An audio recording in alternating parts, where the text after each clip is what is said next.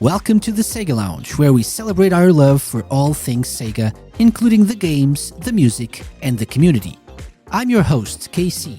Join me as I talk to different guests and learn more about their projects and passion for SEGA. Hello and welcome to the SEGA Lounge. We're live. If you're listening or watching over on RadioSEGA or YouTube or Twitch, welcome. This is episode 258. This is the SEGA Lounge, a podcast that is all about SEGA in all of its forms, the music, the games, the community, and all things in between, including SEGA news. And as per usual, this is the final show of the month of May, and so we're here to dedicate a whole episode to the latest, the most recent SEGA news in the SEGA world, in the SEGAverse. I don't know, maybe worldverse. I don't know. You get what I mean, right? Yeah, and to help me with that, I have my trusty friends. Here they are. We have Lime Reversed. Hello. How are you? Welcome. I'm good. I'm excited to be here. Excellent. And we also have SkillJim. Hello. I'm good too, thank you. Yeah, perky. Excellent. Thank you guys for joining me. It's always a pleasure to have these monthly episodes with you guys, and we can talk about how SEGA is doing, and we'll definitely talk about that in a little bit. How SEGA is doing, it's actually top of the list for our show. Meanwhile, we're going to address some news bits related to SEGA. So if you're watching live or listening on YouTube, Twitch, RadioSEGA, for example, if you're listening on the RadioSEGA side of things, you can go to radiose.ga/discord, radiose.ga/discord, and comment there what you think about what we're going to discuss. If you have any different opinions, how dare you? But if you do, please let us know, or some insight. If you're on Twitch, same thing, comment on the Twitch chat just like Lewis. Hello, Lewis, from the Dreamcast Junkyard. Welcome. Yeah. Is here. Hello. Welcome in. YouTube, same thing. Leave a comment and I'll try to take a look at it and mention you while we're recording. If you're watching or listening to the recorded version of this, no worries. Just tweet at us or do a Blue Sky post at thesegalounge.com. Leave a comment on the YouTube video and leave a like, by the way. That helps us as well. So feel free to let us know what you think about all the stuff that we're going to discuss today. That said, I have a question for you guys. Okay, so I have a question. I mentioned it briefly, but we didn't really address it before the show. So we're entering the summer show season, summer game show season. We have like Summer Games Fest. We used to have E3, which is gone. Rip. But boo earns. But now we have Summer Games Fest. We have IGN have their own thing as well. We have Gamescom in August. Are you expecting anything specific from SEGA out of these events? And if so, what? Hard question. I know what you're expecting. I reckon we're going to see something Jet Set Radio-y, because it seems like there's a little bit of a hubba surrounding Jet Set Radio currently. We've seen like a new logo, a few little event things that it's popped up at, the Las Vegas thing, bit of merchandise potentially. Just feels like, I don't know, they're building up to something. So hopefully, we'll finally see a bit of footage of that brand new Jet Set Radio game at one of these events. I think that's a good shout. Mm-hmm. Definitely. Mm-hmm. I'm with you on that. Like, at least some sort of news, some sort of teaser or whatever, right? Jet Set Radio! Yeah. Maybe more about Shinobi, possibly? Possibly. It launches late August, so Shinobi should be featured on like all playable. of those and playable. Gamescom is a given. I think it's August, so they'll probably have like the final build of or close to the final build of the game for people to try there. Yeah. I think it's too Yeah. early to announce like the next big Sonic game. That was my other pick here. Maybe something Sonic Racing Cross Worlds. I Right. Yeah, I would say, yeah. don't think we're gonna get an announcement about the next big Sonic thing before we at least But have. I want it. Okay, you can want it. all you- Casey, Danica Patrick? you can't come here and tell me that I'm not gonna get it because I want it. Okay, I won't tell you. It's gonna happen. Just Thank you. yeah, if you wish hard enough, it's gonna happen. It's gonna come Dreams come true. true. Yes, yeah. You can I do also anything. Also, think maybe there's a good chance we might see something regarding in games is Shenmue 3. One of these events potentially. Yeah, I also Hold thought up. of that. I think. By the way, Jim, this is a bit off topic, even as we're talking about what we expect to see. But what do you think in games will do with Shenmue 3 first? I mean, it's difficult to say, but from the way that they've talked about it on social media and the announcement, how they want to sort of, I forget the term of phrase, but essentially it sounded to me like they were going to obviously make ports of it to other consoles, because obviously at the moment it's stuck on PC and PS4. So hopefully that, there's only two other platforms essentially, like you Switch 2, Xbox. I think those are pretty much a given. And then other than that, I honestly couldn't tell you. I don't think they're going to do an awful lot to it. Like pie in the sky amazing thing would be like adding more content, Baisha and this sort of stuff. But we just, like me and Matt, we've spoken a lot about it, and budgetary concerns with obviously in games that not massive compadre country sort of thing, whatever that word is. I don't think they'd be able to fund too much, if that makes sense. So hopefully more of like a improvements on the game, potentially some tweaks, quality of life improvements is what we're hoping for at the very bare minimum, and obviously ports for the consoles. But beyond that, I couldn't tell you. Maybe Matt's in the chat. Maybe Matt knows. Yeah. Shout out to Matt and to Gum as well, who joined us. Hello. Welcome. I wholeheartedly agree. I don't think, even from a business standpoint, I don't think it's both doable and doesn't really make sense to invest money in making improvements to Shenmue 3. And I think there's a whole lot of people who haven't played the original game as it is, so maybe like minor quality of life changes, but I would bet on like a straight port to Xbox and Switch/Switch 2. It'll probably, I think the original Switch can run it, so probably something that can be played on both consoles, and you would benefit a lot from having like the install base of the original Switch to get the game out there, more people to get to know it and play it, and in handheld form as well. So I think that's basically a given, I think. Yeah, I do think Switch is such a missed opportunity for the Shenmue series, because Shenmue 1 and 2 weren't even released on the Switch, which is insane. So hopefully if Shenmue 3 is ported over there, hopefully Sega sort of take notice and add a little bit of manpower behind getting a port of 1 and 2 across as well, because having the whole trilogy on a system that the third game's on, if that were to happen, then it just makes so much sense. And like you say, the install base, you could be picking up a couple of million fans just overnight. Yeah.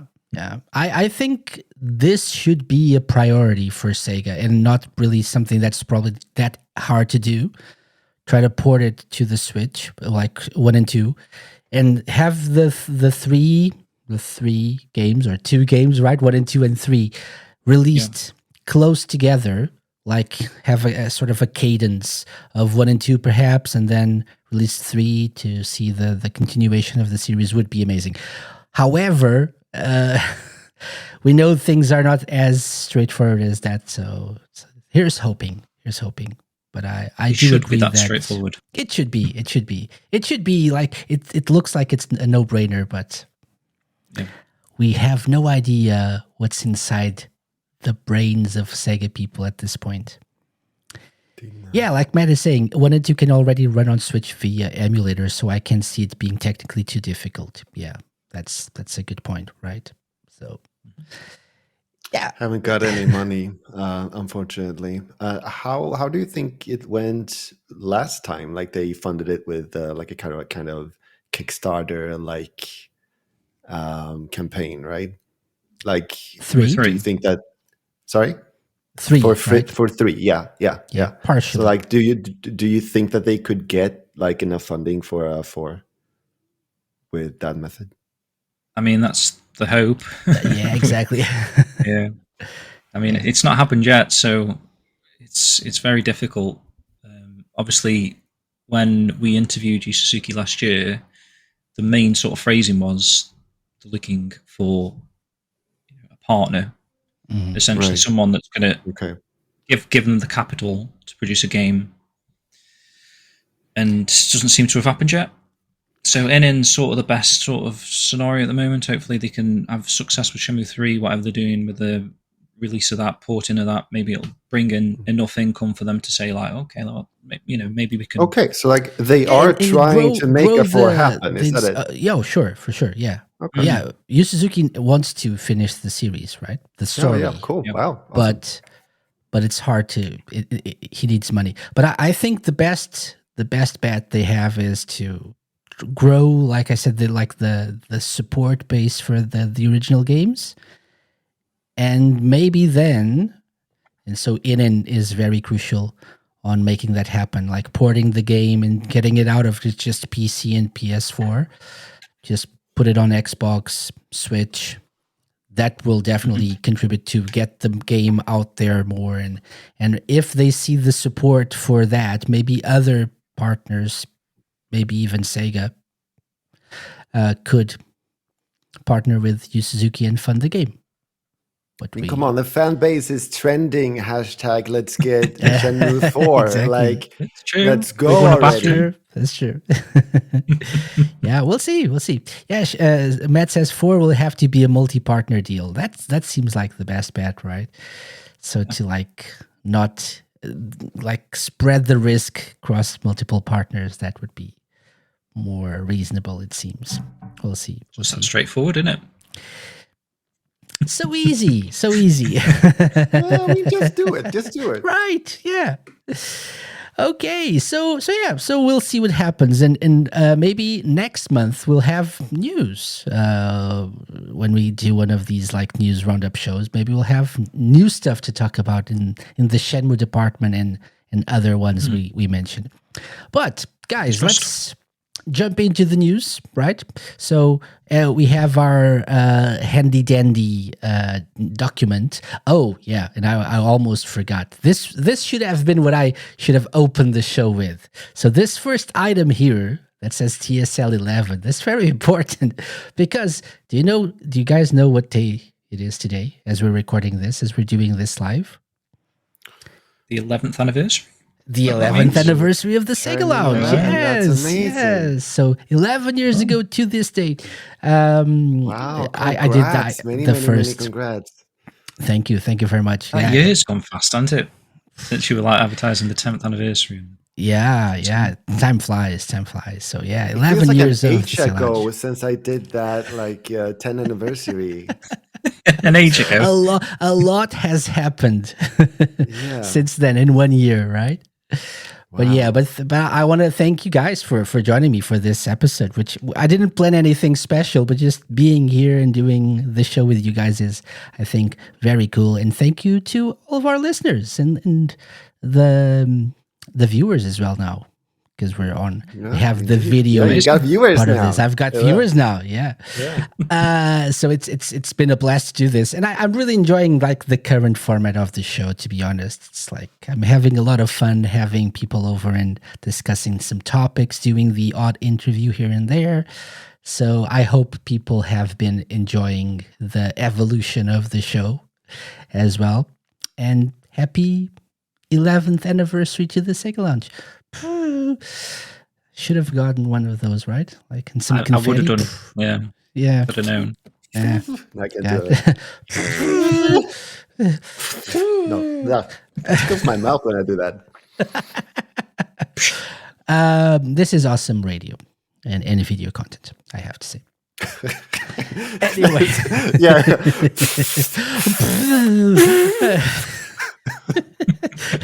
Only on noises. SEGA Lounge. Exactly. This is what the people come for. This is what they come here for. They want to see/listen to this. Anyway, It's ASMR to someone, isn't it? and so now I'm putting it in my mouth and I'm gonna blow it. Oh, this is very, very wrong. Okay. Oh my gosh, Kate. My gosh. I'm liking it. Moving on. So SEGA news. We have some miscellaneous SEGA news, which is a lot of stuff, and then we have Shinobi and Sonic. So these are the three main topics today. Let's start with some SEGA news, and I know you guys are raring to talk about this. This is amazing. We're all very passionate about fiscal news, fiscal results. Yes. So. Sega Sammy, Sega Sammy presented their fiscal year results, their end of year results. So the fiscal year ends in March, right? So it's like their 2025 year, I think. I don't know. They say like 2025/3. So it's like the year ending in March 2025. That's how it works.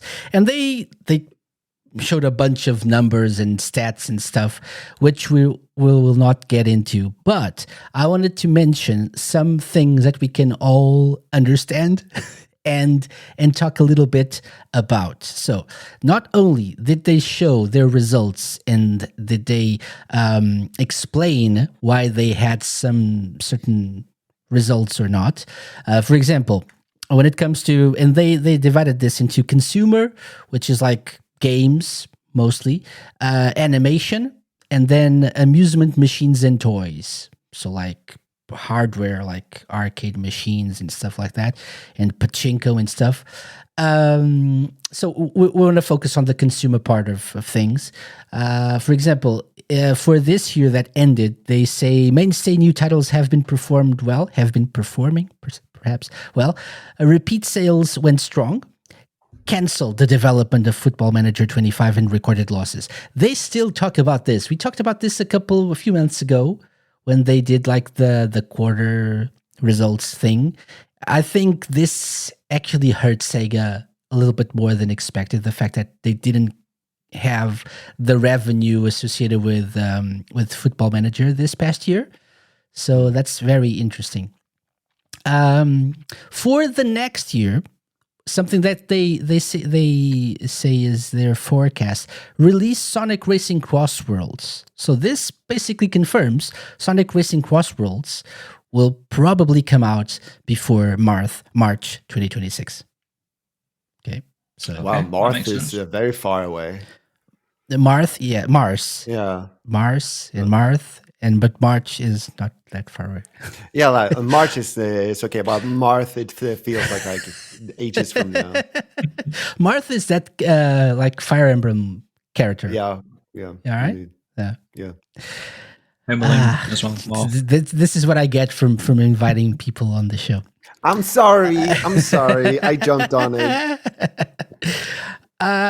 They also say new titles in the previous fiscal year contribute to repeat sales. So they're expecting already released games to keep selling and increase their revenue this year, obviously. In the free-to-play department, they say existing titles performed as expected. Nice, as expected. And they are hoping the launch of Sonic Rumble and Persona 5 The Phantom X to be the new free-to-play titles for this new fiscal year, which we'll mention in a little bit, like both Sonic Rumble and Persona 5 The Phantom X. So they're hoping to release Sonic Rumble. That's nice. What are these existing titles? Free-to-play titles? Like Sonic... We talked about this mobile thing? Sonic Dash, maybe? Yeah, like Sonic Forces, the running, the Sonic Dash like Sonic Forces. PSO 2? And there are Is that still? Probably, but I'm thinking like more mobile games. There are a few, especially mostly in Japan, where it's the thing that many people like to get behind.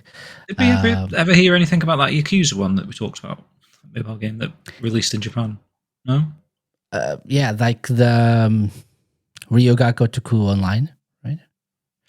I think the last thing we talked about was like a collab between... Yeah, that was a collab between another, I think, non-Sega game and Like a Dragon, I believe. Okay. Yeah. City Wars, right? That's what you said. City Wars, yeah. Yeah, I think so. I think that's not a Sega game per se, but... Right, okay. But it's like more of a collab. Yeah. They also mentioned DLC sales went strong this fiscal year. Licensing revenue increased. Positive impact of exchange rate fluctuations. Amazing. Like the yen and the dollar and the pound, amazing. All that good stuff that we love here on the SEGA Lounge. For next year, they expect licensing revenue to increase, which actually, and I didn't add this to the outline, but the Sega are really going strong in terms of licensing this year. Like you mentioned, Jim, Jet Set Radio. There's a lot of obviously Sega stuff, Sonic stuff. Sorry. And so they are expecting licensing revenue to increase, which makes sense because they're working with a lot of companies and there's a lot of games. Like, sorry? Limited run games, a lot. Oh, that too. Collaboration with that, yeah. With their ever-changing delivery dates. True. Have you gotten all the emails about the different dates that I have going back and forth? There's Yakuza boxes keep pushing Shenmue merchandise, Dreamcast merchandise. Yeah. Although I have got some Shenmue stuff on the way. They did send skateboard t-shirts. Oh, okay. I didn't get that. Poster. Okay. I separated all my shipments, sort of thing. So I think if you bought it all as one shipment, you might have to wait a couple more months. Okay. Unfortunately. Yeah. Okay. But definitely limited run games is part of this, I guess. And also FiGGYZ, which we'll talk about in a little bit more as well. But I am thinking about the Sonic movies, if there was like licensing needed for that, like how third party was the whole project for the Sonic movie. I don't know. There's a lot of if figures. it's like official and therefore didn't need to be licensed, or if it's like when we say licensing, we're more referring to the merchandise side of things. Yeah, okay. Like merchandise. In terms of like the license of Sonic to use Sonic in a movie, like from a third party perspective, like they would have to have some kind of like licensing to be able to use Sonic, right? Yeah, so like sure. I'm not sure what this is. That's cool. Yeah. That's cool. That's licensing off. Yeah.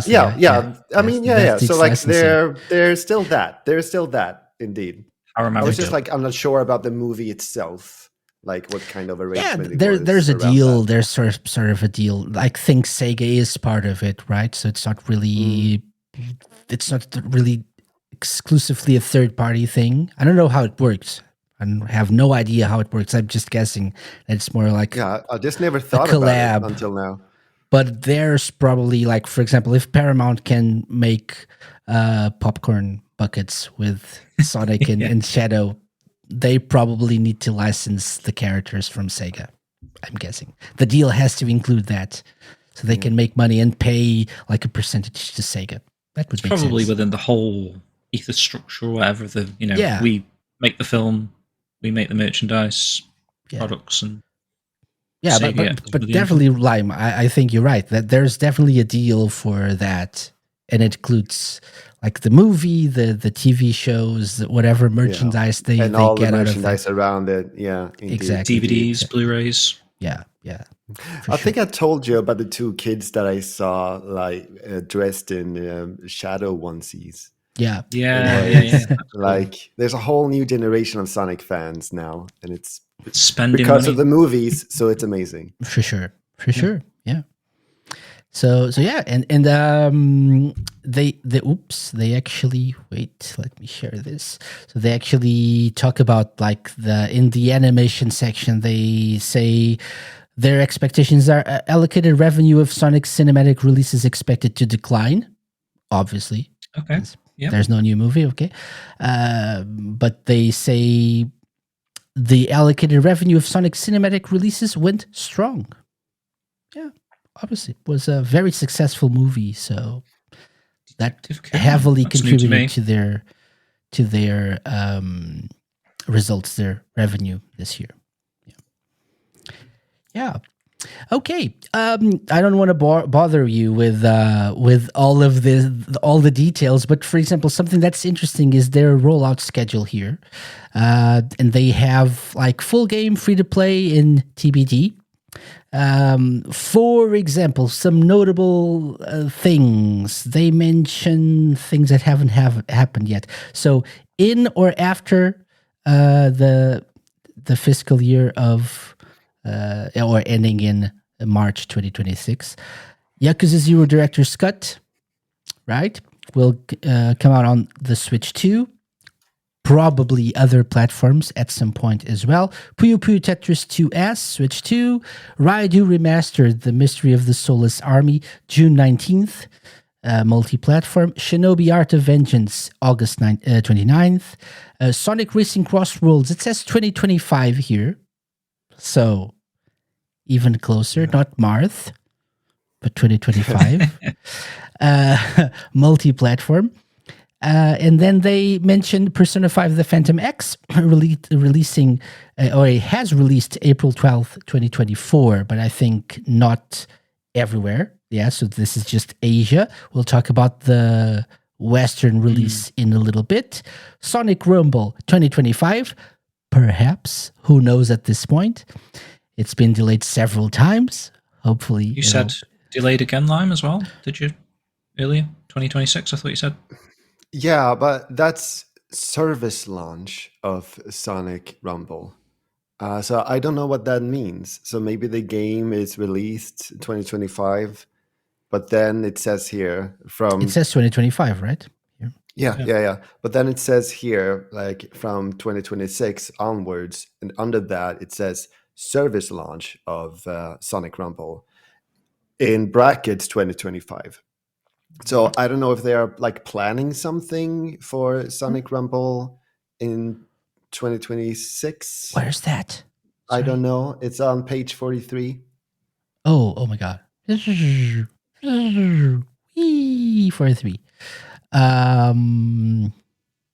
Okay. From the fiscal year ending in March 2026, which is right now, which is this current fiscal year. Oh, really? Onward. Yeah, so fiscal year, they do FY. April to March. April, March. So this is the current fiscal year. From this current fiscal year onward, and they say service launch of Sonic Rumble 2025. So that's their expectation. This hurts my head. From fiscal year 2026 onwards, is now. Yeah, 2025-3 is the fiscal year that ended in March 2025.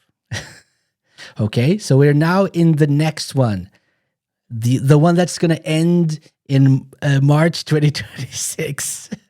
Okay. That's how they count their fiscal years, from April, the 1st of April to the 31st of March. Okay. I see. So it's Well, okay. it's Well, expected to be released this then, year. Then I understand my confusion there. Yeah. Yeah. But yeah, I get it. Sometimes it's confusing how they do these financial dates and stuff. Yeah. Yeah, I was confused because like release of Sonic Racing Cross Worlds is under there as well. So it's like, Yeah. okay. Yeah, for sure. Yeah. So same thing. They're expecting it to be released before March 2026. And they both say 2025 as an expected release period, right? So we'll probably get these two games this year still. This civil year and not fiscal year. Confusing. I'm never going to hear the end of that, am I? It's okay. I was confused as well. Don't worry. They have a TBD section here as well. Project Century, TBD. New Virtua Fighter project, still TBD. They haven't announced a release date yet, and there's none here. Crazy Taxi, Golden Axe, Jet Set Radio, Streets of Rage, also TBD. And they say Alien Isolation. I would assume Alien Isolation 2. Yeah. I would assume that's the game they are, or like entitled TBD. So yeah, so it's like an Alien Isolation game that's coming at a TBD date, to be determined date. So we don't really get a glimpse of what they're hoping to do in terms of Jet Set Radio and the other classic. What did they call them? The new era, right? Mm-hmm. Games. New generation, whatever. New energy, new stuff, new energy. And more. We now have more. We have Virtua Fighter. Yeah, indeed. But where's Shenmue? Yeah, well, Shenmue 4. It's just cut off, unfortunately. Yeah. They didn't have room. They didn't have enough space here. We don't have room for Shenmue. Yeah, no, the page, it's just an A4 page. So it got cut off there. Printing error. Indeed. Sorry, Obviously. Shenmue. We ain't got space for you. I'll take a printing error all day, as long as it's happening. As long as it's out, right? Yeah. So not really want to bother and bore people with the details, but I'm going to link this in the description of the show, so do check it out if you're into this and this sort of thing. I just wanted to mention something that I found interesting. They share the value maximization cycle, the cycle of 4 strengths for value maximization. And they have common values, mindset, and DNA for value creation. Creativity is Genesis, or Mega Drive in Europe. I just wanted to make this stupid joke, sorry. Always proactive, always pioneering. So I like this. This is like this motivational, for like corporate motivational thing, like company values, like shareholders. We're like, we're strong. We're gonna do this. I like this. Can you just go back to page 19, like the animation TBC? Because sure. I'm assuming like these are like the actual films as well listed at the bottom here. Unless it passed me by, I don't remember us covering a House of the Dead film, right? Or did we? Oh, that's a good point. I didn't really look at this properly. I just looked at the game stuff. So they have where's the House of the Dead? So, sort of second bottom above Outrun. So obviously Outrun was like the licensed latest one out investment projects: The Angry Birds Movie 3, Sonic the Hedgehog 4, Golden Axe TBD. Shinobi 4? TBD. Oh, the movie. Yeah. The movie. Okay. It's already March 19th, 2027. 2027? Yeah. Wow. So Golden Axe, Shinobi, Streets of Rage, Eternal Champions, The House of the Dead, and Outrun all mentioned here. That's a good shot, Jim. Interesting. Yeah. Was Licensing out. Did we cover that ever? Is it a live action film or a... Yeah, we have all of these. Okay. And I think more. Probably There's so many. Space Channel 5 on those ones, supposed to be. Yeah. But this actually answers, I think, Lime's question about licensing, because it says licensing out, right? They call true. these like the movies, Sonic movies, Knuckles series, Like a Dragon Yakuza, even the Miku movie. It's license out slash investment project. So it's like, But it doesn't say that on Sonic 4, it seems. it does. This is the whole section here, right? It's license out, investment project, etc. Oh, yeah. Okay. I see. Because like in the column to the furthest right, Because it it's only not says it's that not on some of TMS them. Entertainment, so it's not in-house for them. Yeah. They license the IP out, and other studios work on it. Yeah. So, but okay. So, like the whole thing is about licensing out, but only some of the roles have it specifically said that it's licensing out. Because like it's only on some of them. I think they're probably it applies to all of them, but others have information that maybe couldn't fit the cell or something. Maybe. I don't know. Because Knuckles is licensing out. That Sonic 4 then is saying that that's the US release date specifically. Yeah, March 19th, and the other countries are probably around that. Depends. Yeah, but anyway, I'll share this as with other news bits. I'll share the link in the description, so take a look if you want to read the whole financial stick and and get entertained with numbers and figures and stuff. And if you have more insights into this, let us know. Lime would definitely appreciate that, like our numbers guy. Wow. His face. Okay. Moving on. I think we've spent enough time on the end of fiscal year 2025, whatever. Some light reading gum. Yes, that's it. Yeah, Gum. Thank exactly. you. Exactly. So moving on, SEGA opened a Shanghai store. Wow. And Jim, I know you've been there. What did you think about it? Amazing. I met that Saw Pony guy, whatever his name was. He was there in attendance, and we had a little bit of a chat. And you mean this guy? Look at how stylish he is. Very stylish. Crazy, isn't it? Yeah. Very stylish. It looks like he's like in disguise, doesn't it? Nobody will recognize me in this hat. Yeah. It's like, and then they. I have been to Shanghai though. That skyline is incredible, by the way. Okay. It says heading home from Shanghai after a great team effort by our China partners, road pictures, and goo goo goo goo. That's the name of a company apparently. Goo goo goo goo. Goo goo goo goo. Wow. Goo goo goo goo goo. Yeah, that's goo goo goo goo for to be confused with the other company, Goo Goo Gaga. Yeah, exactly. Gosh help you if you miss or add a goo. It has to be exactly our mortal enemies. Goo goo goo goo. Goo goo goo goo is and they're rivals with Goo Goo Gaga. Yeah, if you talk about Goo Goo, then you're out. We got SEGA Goo Goo. Gotta add more goos. SEGA Goo Goo. Yeah. Obviously, it's Goo Goo Goo Goo because of the quality of the food as well. Rio Goo Goo Goo. Oh, and here's the Goo Goo Gaga, the two kids here.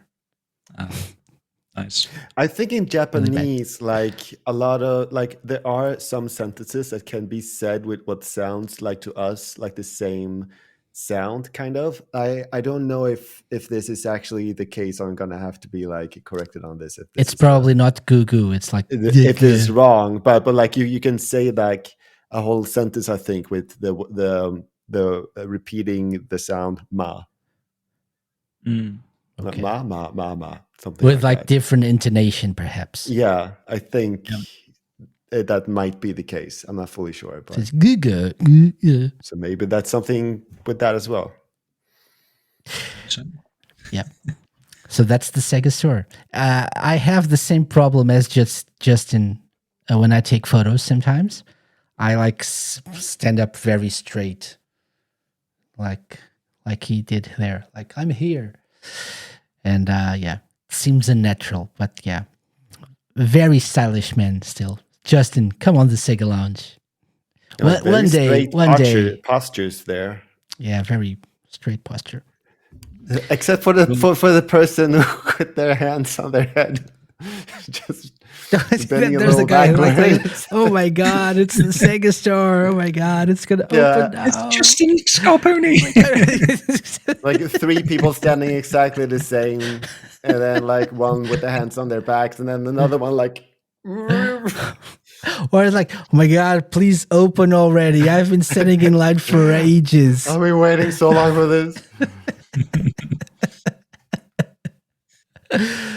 Yeah. Justin Scarpone, how much we love this guy. Indeed. Yeah. Amazing. By the way, Sega president and COO Shuji Utsumi also posted something on LinkedIn about this. There he goes. Like, there's Sonic. Yay.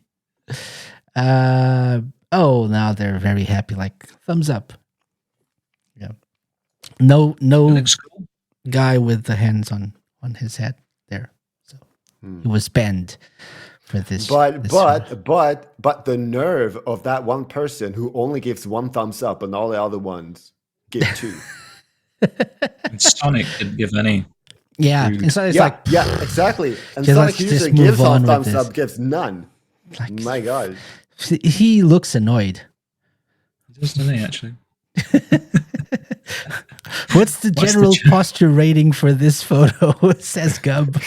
Better or worse than previous? I mean, They are leaning forward a little bit. They've got the weight of the hands, though. Like it's more natural. It's not like as I'm standing here. Not as the posture rigid, that but should be I having. think the other one is better posture. It's like better for your would like agree. spine and stuff. So But look how natural their body language is. not enough water. 7 out of 10. Yeah. Not enough water. Hydration. Not enough. I just thought of that IGN review. So not enough standing straight. Oh. Yeah. 7 out of 10. Anyway, congrats. If I'm gonna rate my images high, there's gonna have to be water in it. Like, God help you if you don't have water in your images. I'm gonna thumb it No one down. has like even a little bottle of water like to drink from. They're all thirsty, and yeah, They missed a trick there. Sonic branded water. They could have sold it in the shop. Licensing. Yeah. There we go. Okay, speaking of Sega locations, Jim, you actually added something to the outline. Would you like to talk about this? Next bit. Yeah, sure. Sure. So it appears that Sega have moved offices in London. So me and Matt, we actually visited the offices with a bit of a stunt in mind previously, like the old offices. Yeah. And unfortunately, I guess those offices have been taken over by another company now because Sega have moved to a new location. And just judging from the photos, the office looks incredible, really. They've done a really nice, visually pleasing sort of office that looks like a nice, inviting place to work in. If you're, I can't believe I was in London and was not able to visit the office. Their old offices, like the location was sort of iconic, right? Because people could see the sign. The sign from the highway or whatever. But yeah, they've moved. But it seems like a very modern, like looking, like best company to work at kind of site. Yeah, I don't know what the reason behind the move was, whether the new offices are bigger or smaller or I think it was really nice. it had something to do with that area being. They were going to build something new there. I think they had to move. I remember. Didn't we talk about that like a couple of months ago on the show? Maybe, or maybe we didn't. But I remember seeing something related to that. I think they like sort of had to move, like took the opportunity to move because I think there was something else being built over there. I don't know. No, that's temporary. That sort of hard wood effect thing that they've got going on there, like a construction wall almost. But yeah, I like the aesthetics. It looks cool. It's like a timeline. Oh, that's I was looking at like the reception desk photo there, and I was like, oh, maybe they're not finished with the back, like because like it was this like plywood kind of. Yeah. I don't know if that's on purpose or. Yeah, maybe it's a way to probably it's just looks right, but also if this is a timeline, maybe it can be adjusted, and they can reposition things and stick new things or like pin things to the wall. I have no idea, but it looks cool, and I like the the LED light strip there, representing like the timeline. I think. The SEGA logo's been burnt into the wood almost on it there as well. Yeah. Indeed. Nice. Looks very and they cozy, have a hedgehog lamp. Indeed, they do. Right? Yeah. A hedgehog lamp? Yeah. I know isn't that the... Oh, I see what you mean, yeah. Oh, yeah. An actual hedgehog lamp. I was looking at the Sonic. Yeah, not Sonic. I was looking at the Sonic, hedgehog lamp, yeah. Right, yeah. Yeah.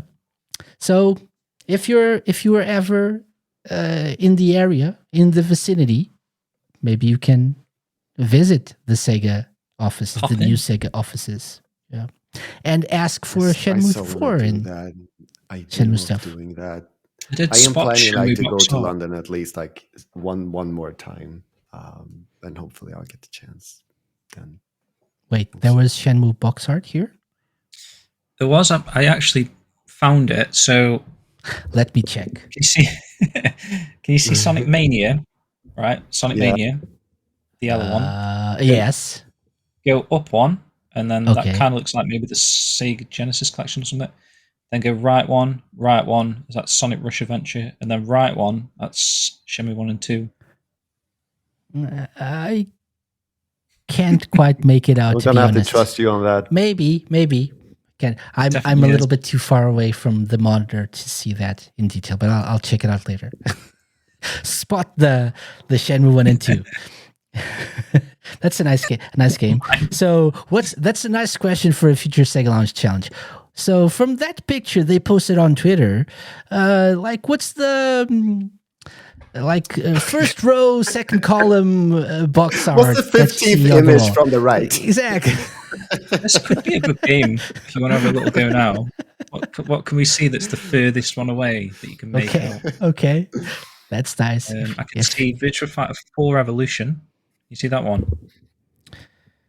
Middle row, whitish box art. Oh, yeah. And then to the right of that...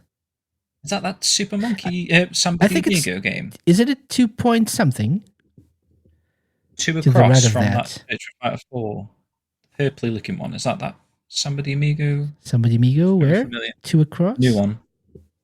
Yeah. Maybe. This is very interesting. Is that Chat Set Radio actually? Below, so Virtua Fighter 4 Evolution. The one to the right of that's Virtua Tennis. One, and I think down one is that Jet Set Radio? Jet Set Radio. I see Knight's Journey of Dreams. I see Sonic Colors, like the. The Crazy Taxi Row. Crazy Taxi Row, yes. Attila, Total War Dungeon. That's like the Mega Drive Classics, I think, collection. Mm-hmm. Then Is that Bayonetta? Vanquish Bayonetta, I think. I think that's Virtua Tennis World Tour. Okay, and then I don't know what the one next to that is, but the one after that's Jet Set Radio, I think. Maybe. It's yellowish. And then is it Warhammer after that? Was that Maybe. ever Total War Warhammer or something? Below that, you have Knight's Journey of Dreams on the Wii. I can see that now. Yeah. You have Total War Napoleon. Mm-hmm. You have Sonic Colors. Another one of those like Mega Drive Classics collections. This is awesome. This is Yeah. spot the Sega box art. Moving on. Okay. At the Sega office, there's a wall with game box art. Which game was not featured on that wall? Was it A? I'm definitely going to do something related to this, unless I forget, which is very likely, but I'm definitely going to do that. So do study up on this for the next time you're on the SEGA Lounge Challenge. That is evil. Okay, that was just a radio. That was the one after. Okay, so that's the new offices for SEGA Europe. Another news post. Ecco the Dolphin. Yay. Ecco the Dolphin is coming back. Wow. So this came out of nowhere, especially because it didn't really come from a Sega social channel, Sega video, anything. So this was an interview for Xbox Wire. A wave of change celebrating Asian and Pacific Islander Heritage Month. And one of the people they wanted to highlight was Ed Annunziata, or the games, the Ecco games that Ed made, because games that were inspired by Asian and Pacific Islander heritage. I had no idea until this is first year I've ever heard about API heritage. Like I saw like a YouTube video mentioning it, and now I see it here. It's absolutely new to me. But so yeah, it seems like they're doing a good job raising awareness. Yep. And they boast about having an exclusive interview with Ed Annunziata, creator of Ecco the Dolphin, and he mentions the whole ocean conservation thing that he wanted to spark awareness for, and he talks about the games he worked on and stuff. And I think the biggest takeaway from this is that it says, me and the entire original team are going to remaster the original Ecco the Dolphin and Tides of Time games. Okay, that's something which we didn't know about. Yeah. And then he says, then we will make a new third game with contemporary play and GPU sensibilities.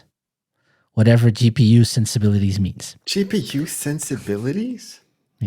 So it's like a graphically powerful game. It's sensitive game. It's sensitive. Oh my god. Ooh, this graphics card is no, please don't offend this graphics card. And he says, stay tuned to echothedolphin.com. Which is he always own that URL? That's a sick URL, isn't it? Really, to be able to get in 2025. Oh, sorry. I'm just saying the URL. Echo the Dolphin. Yeah. You think he's held on to that for 30 years? Maybe. All right. So it just shows a countdown here at the bottom. I think didn't it used to be like full center? In the middle, wasn't it? Yeah. I think so. I don't know. Maybe it's my problem here. But it shows a countdown. More stuff will happen. Like fish will start appearing. Probably. Let me try to see if I can make it appear the proper way. And it also plays Ecco the Dolphin music, by the way. Okay. And it says Sega and Genesis and Ecco the Dolphin are trademarks of Sega. 1992, 2025, Sega. Copyright. Can we talk more about the countdown? We can. How many days remaining? Yeah, I dug a little bit deeper. Do you know what it counts down to? Uh, The a release year date? from the announcement, isn't it? It counts down to April 22nd, Okay. Which 2026? which is Earth Day. Oh, okay. Ooh. Mm, Is that in the next fiscal year? Next year. That's next fiscal year. It's like the Next year physical year. fiscal. No, it's the fiscal year ending in March 2027. Right. Lime's like, it's true. You know it's true. April 22nd, 2026. It's not what it's this counting down fiscal to. year. It's the next one. It's not this physical year either. That's true. So yeah. But yeah. And it's Gum's birthday, apparently. I don't know So what it is. forget about Earth Day. It's because of Gum's birthday. Counting down to Gum's birthday. Yeah. Like, I don't know what is going to happen, but like, I just thought it was interesting that it counts down to Earth Day. Mm-hmm. Yeah, probably because of the whole environmental thing, the message of the game. Yeah, definitely. So I don't know. I am kind of excited about this because I'm a big Ecco fan, as you guys I think know. But it just came out of nowhere. It's just like I wasn't really expecting it to happen, at least this way. It makes sense in terms of like SEGA is trying to revive their legacy IP and stuff, but it's nice that they have the original team. But a little bit more, I don't know, hullabaloo about this would have been nice.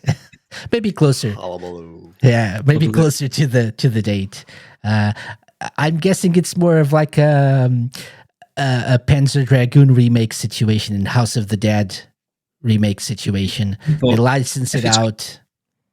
Yeah, if it's got the original team working on it, though, I suppose that's decent. Maybe you can get Ed on the show to talk about it. Yeah.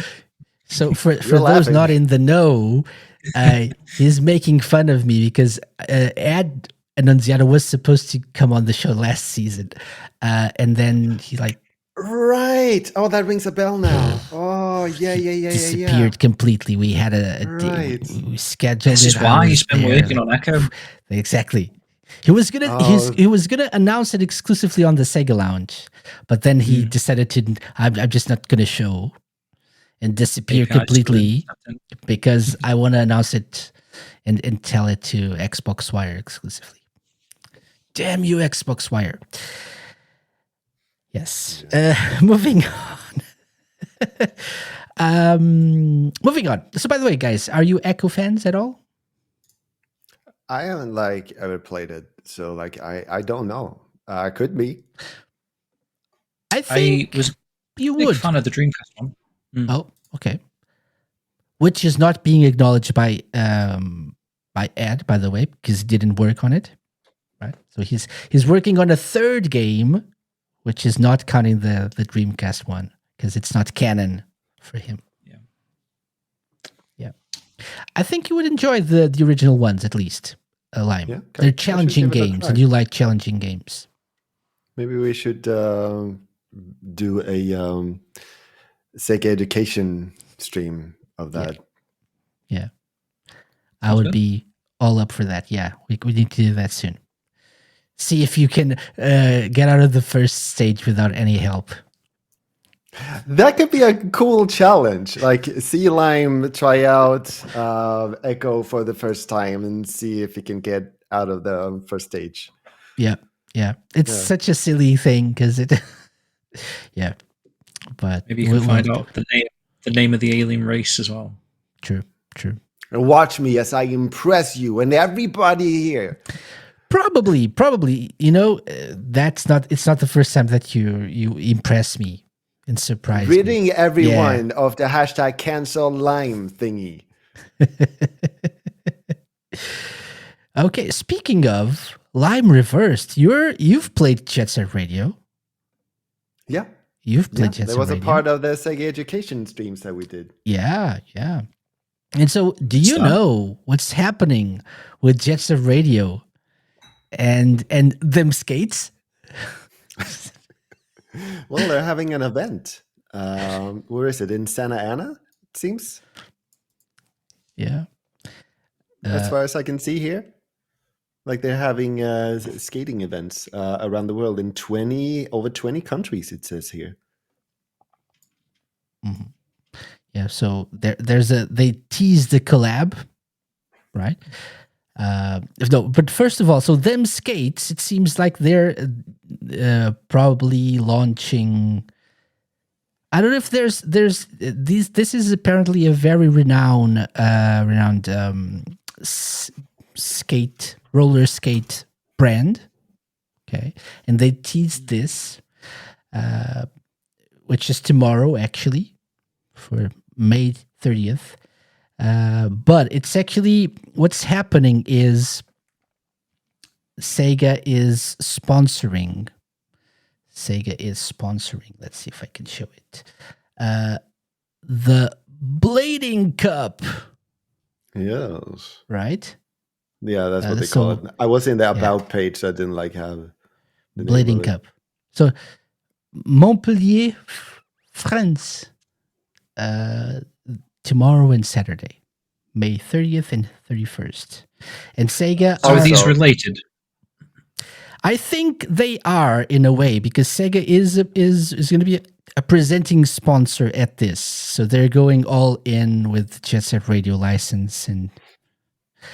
But I also think there's probably some sort of like special edition skates coming from rocket boosters on them, probably from them skates. I don't know who is.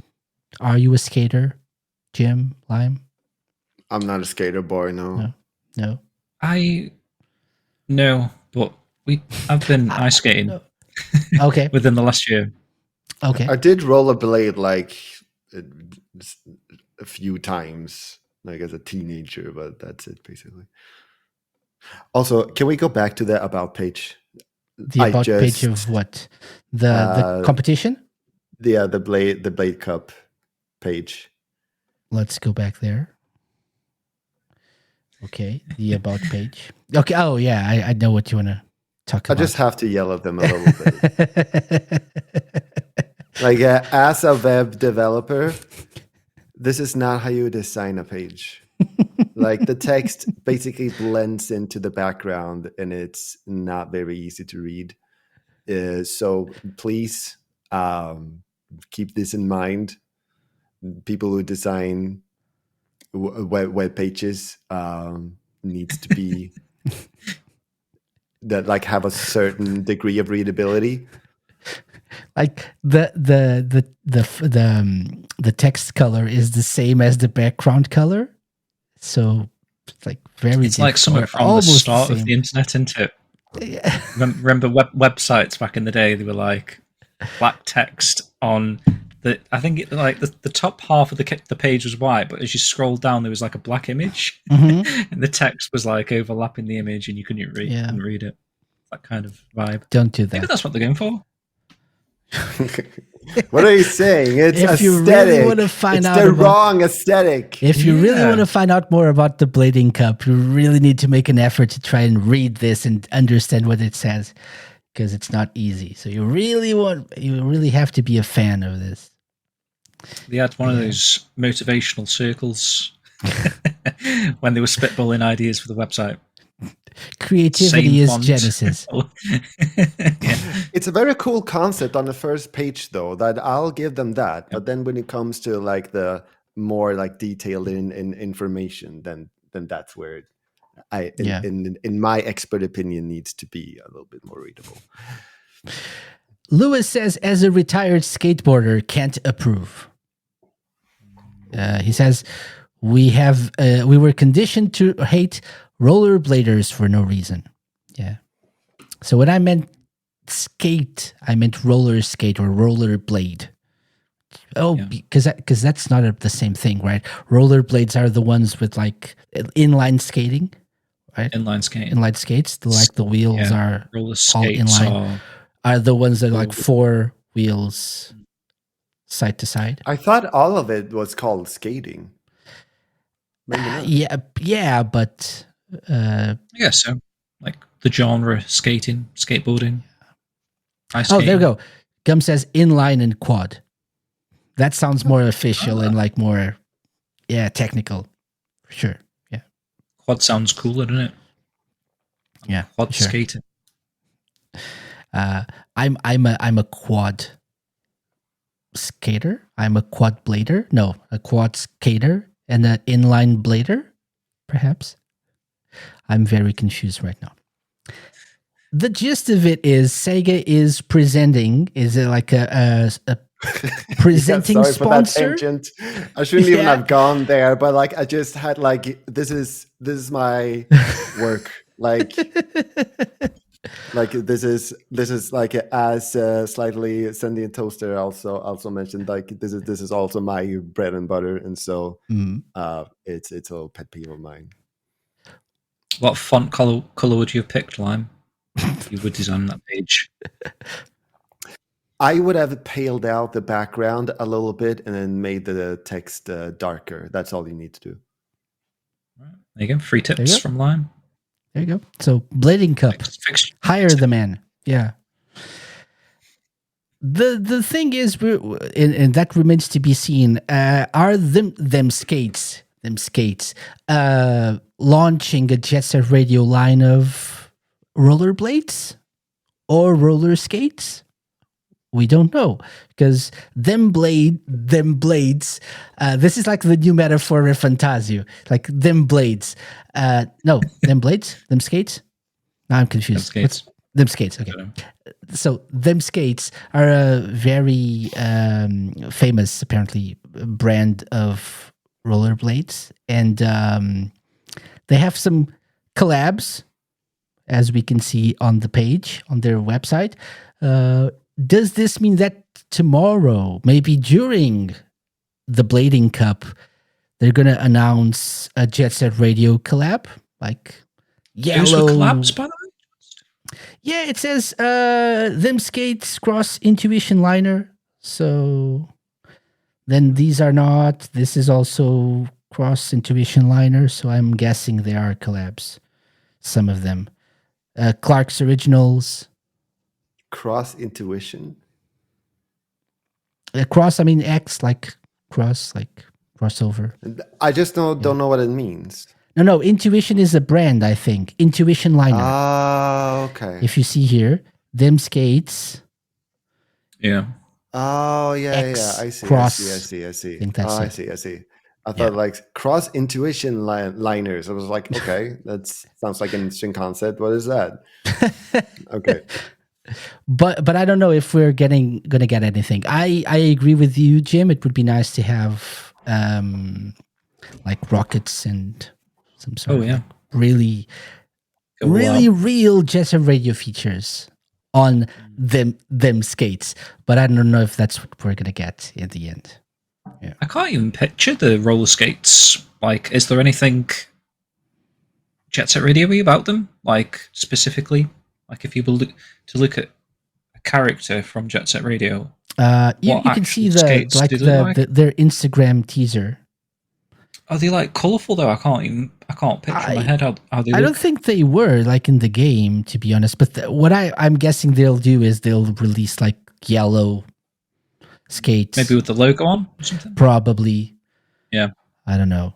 Yeah, probably like yellow and black, I would say. Or even like a gum edition, maybe. Different colors. I have no idea. Like a beat edition, gum edition. Have no clue. But Lewis says, when are we getting new Sonic soap shoes? Which is like cool. one thing in my youth that I really, really wanted. Yeah. Soap shoes. Those Sonic ones. A new game tie-in for that. Yeah. Let's do it. Yeah. When they remaster Sonic Adventure and remake Sonic Adventure and Sonic Adventure 2. Probably. No. Would love to see it. Yeah. So yeah, Jet Set Radio. That means, and going back to what we said at the beginning, definitely they're pushing Jet Set Radio more and more, which means I think it's a no-brainer that we get some sort of Jet Set Radio news, like Jet Set Radio game news this summer at one of these events. I think it's like, I would bet money on it, but I don't have any. If I did, I would. Yeah.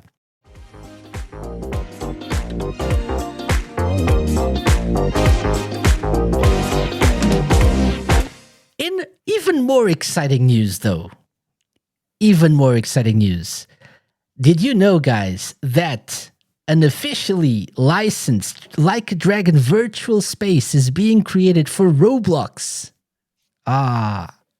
So excited for this. Cool. I'm not really excited, but I can see that there should be people excited for this because Roblox is huge. Kids love Roblox. So SEGA teased this, RGG Studio teased this on X on Twitter, and we have this coming soon to Roblox. So you'll be able to maybe I don't know, kick people and punch people in Roblox and throw bicycles at them. Who knows?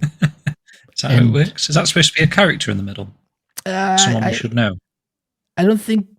I mean, probably Majima because of the construction helmet. Could be. I thought that was hair, but yeah, you're right. But it could also mean that it's under construction. Maybe it's a twofer. Yeah. The SEGA Lounge is probably the right age to play Roblox. Exactly, it's 11 years old. That's a good point, Lewis. That's a good point. Like the Yakuza games, aren't they like rated 15 or something? Rated 18? Like 18, perhaps. I don't know. Would probably make sense to be 18. Like rated M in the US. Mature. Peggy 18. Peggy 18. Yeah. But, yeah, probably. But, you know, kids these days, they're like more mature. Are they? Okay. No, gotta introduce the kids to Yakuza a little earlier now.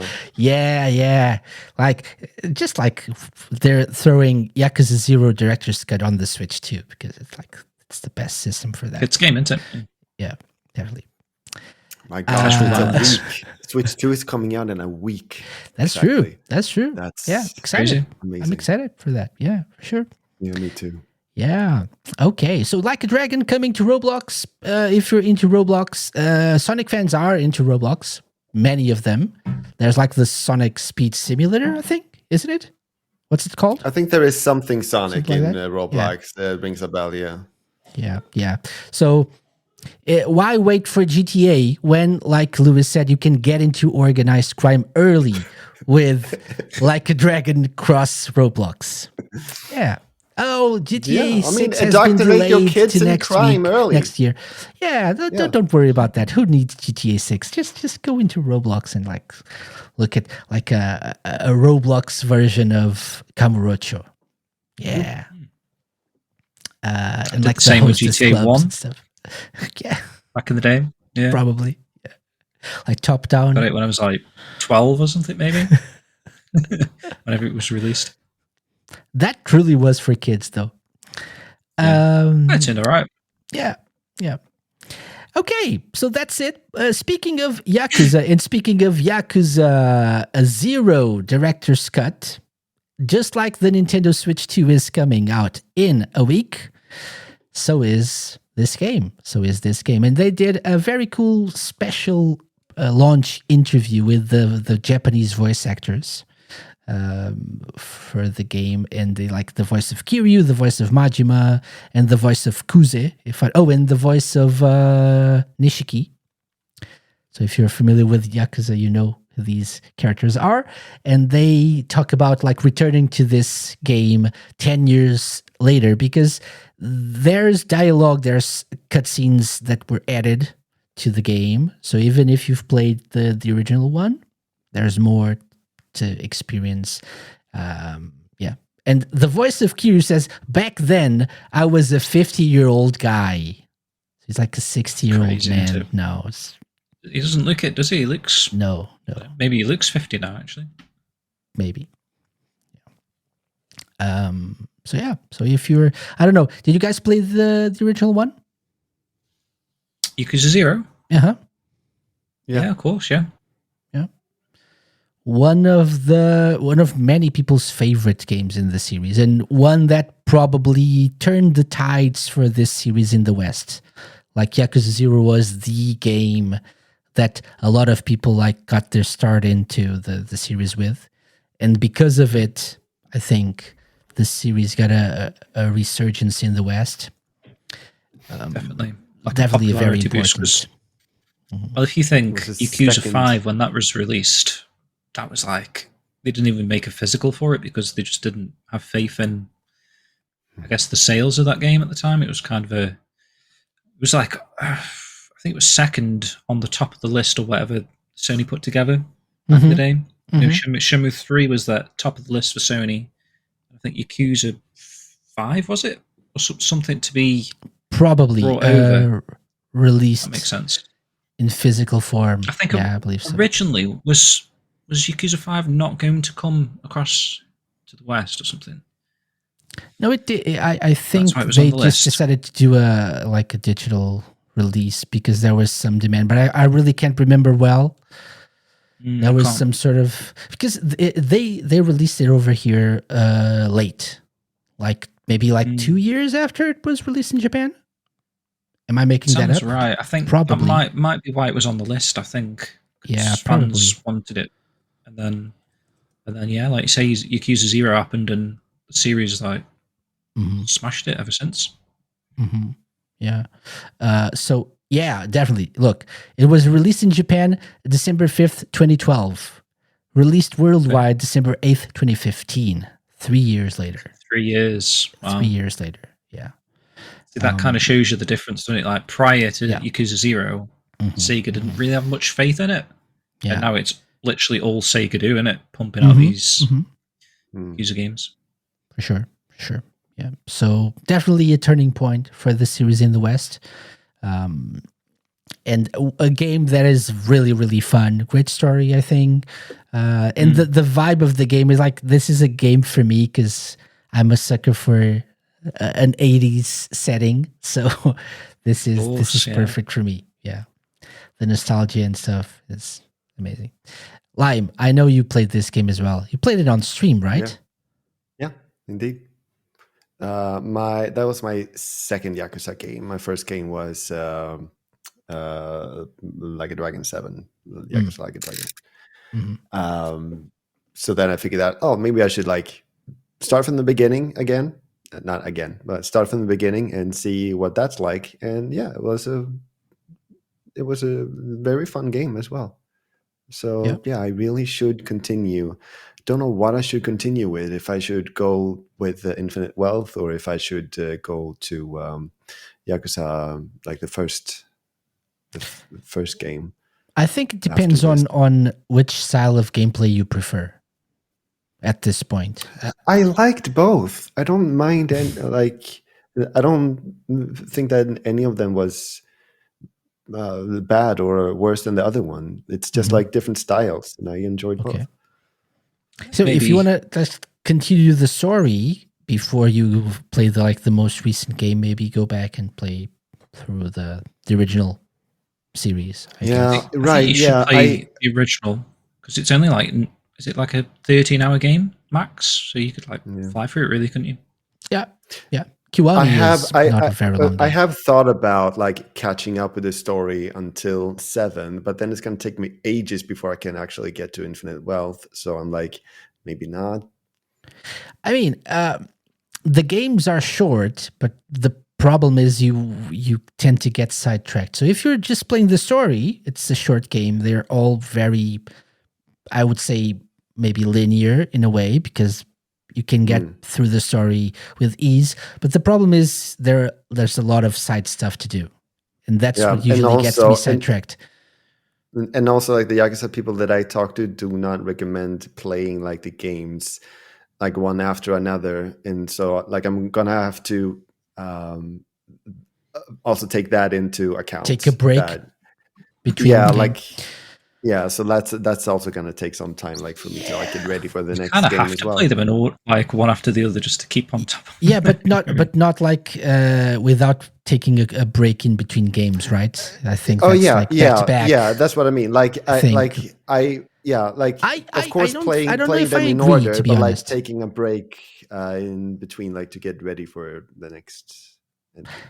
I don't know if I agree with that.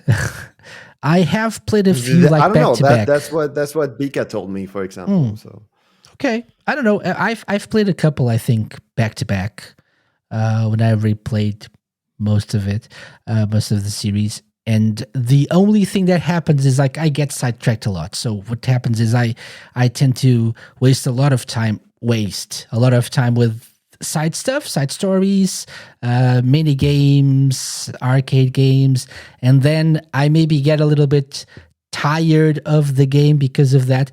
And so my last few days of playing through the game is like just focusing on the story exclusively and not looking at anything else. yeah. And I'm just saying, like I've been streaming for soon 5 years, and I've gone through 2 Yakuza games. Like with that speed, it's gonna take a while. Yeah. one a year, perhaps. Yeah. I think I did 0, 1, 3, 4, 5, and 6 pretty much all one after the other, which completely burnt me out, and I haven't played a Yakuza game since. Okay, so Yeah, BK that's is right. that's what I don't want to happen to me. Yeah. BK is right then. Don't play them back to back. Yeah. Yeah, so Yakuza 0 Director's Cut, which is definitely recommended. I'm not sure if I'm gonna get it. I think I might. Even if it's not like exactly like next week, I'll probably get it close to it, and maybe we'll do a special episode on this game on the show. I don't know. I'm guessing you guys are not going to pick this up, at least. I mean, not soon. I hadn't thought about it. I haven't even ordered a Switch 2, so Yeah. But I will say that those interviews with the voice actors there, at least they do kind of sell it to you. It does sound like there's more than you think from this director's cut. Be interesting to find out actually what's been added. Mhm. But from the way some of the things that they're talking about here, it sounds like it is well worth replaying the whole game again. But obviously they are going to say that, I guess. I don't know. But if they've had to have the voice cast back to revoice, Yeah. must be quite significant. I don't know. And this time you can pick between Japanese voiceover and English voices as well, which is new. I needed that. I'm Japanese voice actors, voices out all the way. I would love to be that, because I also prefer like listening to original language, but like my text skills and following a story like that is not as good as it probably should be. And so I'm just finding myself like not really just relaxing and enjoying the story, like rather than fighting through trying to figure out and follow along. And that's my issue, really. You played Shamu in English. It's not a... Oh, yeah. Yeah. So Shenmue, I think it's more of like a I'm used to it thing. So Shenmue, I played the first one in English. The second one, obviously, Japanese, because we didn't get the English voiceovers over here in Europe for the Dreamcast. And now the third one, I've since replayed the second one in English. The third one is in English because it's like Corey Marshall, and it's what I'm used to. Right. The Like a Dragon series, I'm used to Kiryu having that specific Japanese voice. That that's his voice, and it doesn't matter how good, and they are very good. Especially the current like voice cast is amazing. They're doing a really good job with that and like localizing the games and stuff. But I'm just more used to the voices in Japanese. It must have some data to back up the amount of people playing the game in English, because I only ever hear of people playing Yakuza games in Japanese, but there must be enough people actively wanting English for them to keep doing it in these new titles. What I've heard is people tend to play the 1 or 0 to 6 in Japanese, and the new ones, the Ichiban games, in English. Right, because of the new cast. Yeah, that's, I think, one of the people that comes to mind is Brian from the Dreamcast Junkyard. He's been on the show, I think, every episode we've done on the new Like a Dragon games. And he said that I decided to play the new ones with English voices, which I get, yeah. And I think I tried the Yakuza Like a Dragon. I tried English and Japanese, and then decided to stick to Japanese because I'm an old man stuck in my ways. But yeah, I might pick it up close to launch. At least it's one more game to play on my Switch too. Yeah, which I'm looking forward to getting next week. Okay, but this is not a Nintendo show. Let's talk about Sega. Another thing that we wanted to mention before we get into more like specific franchise news.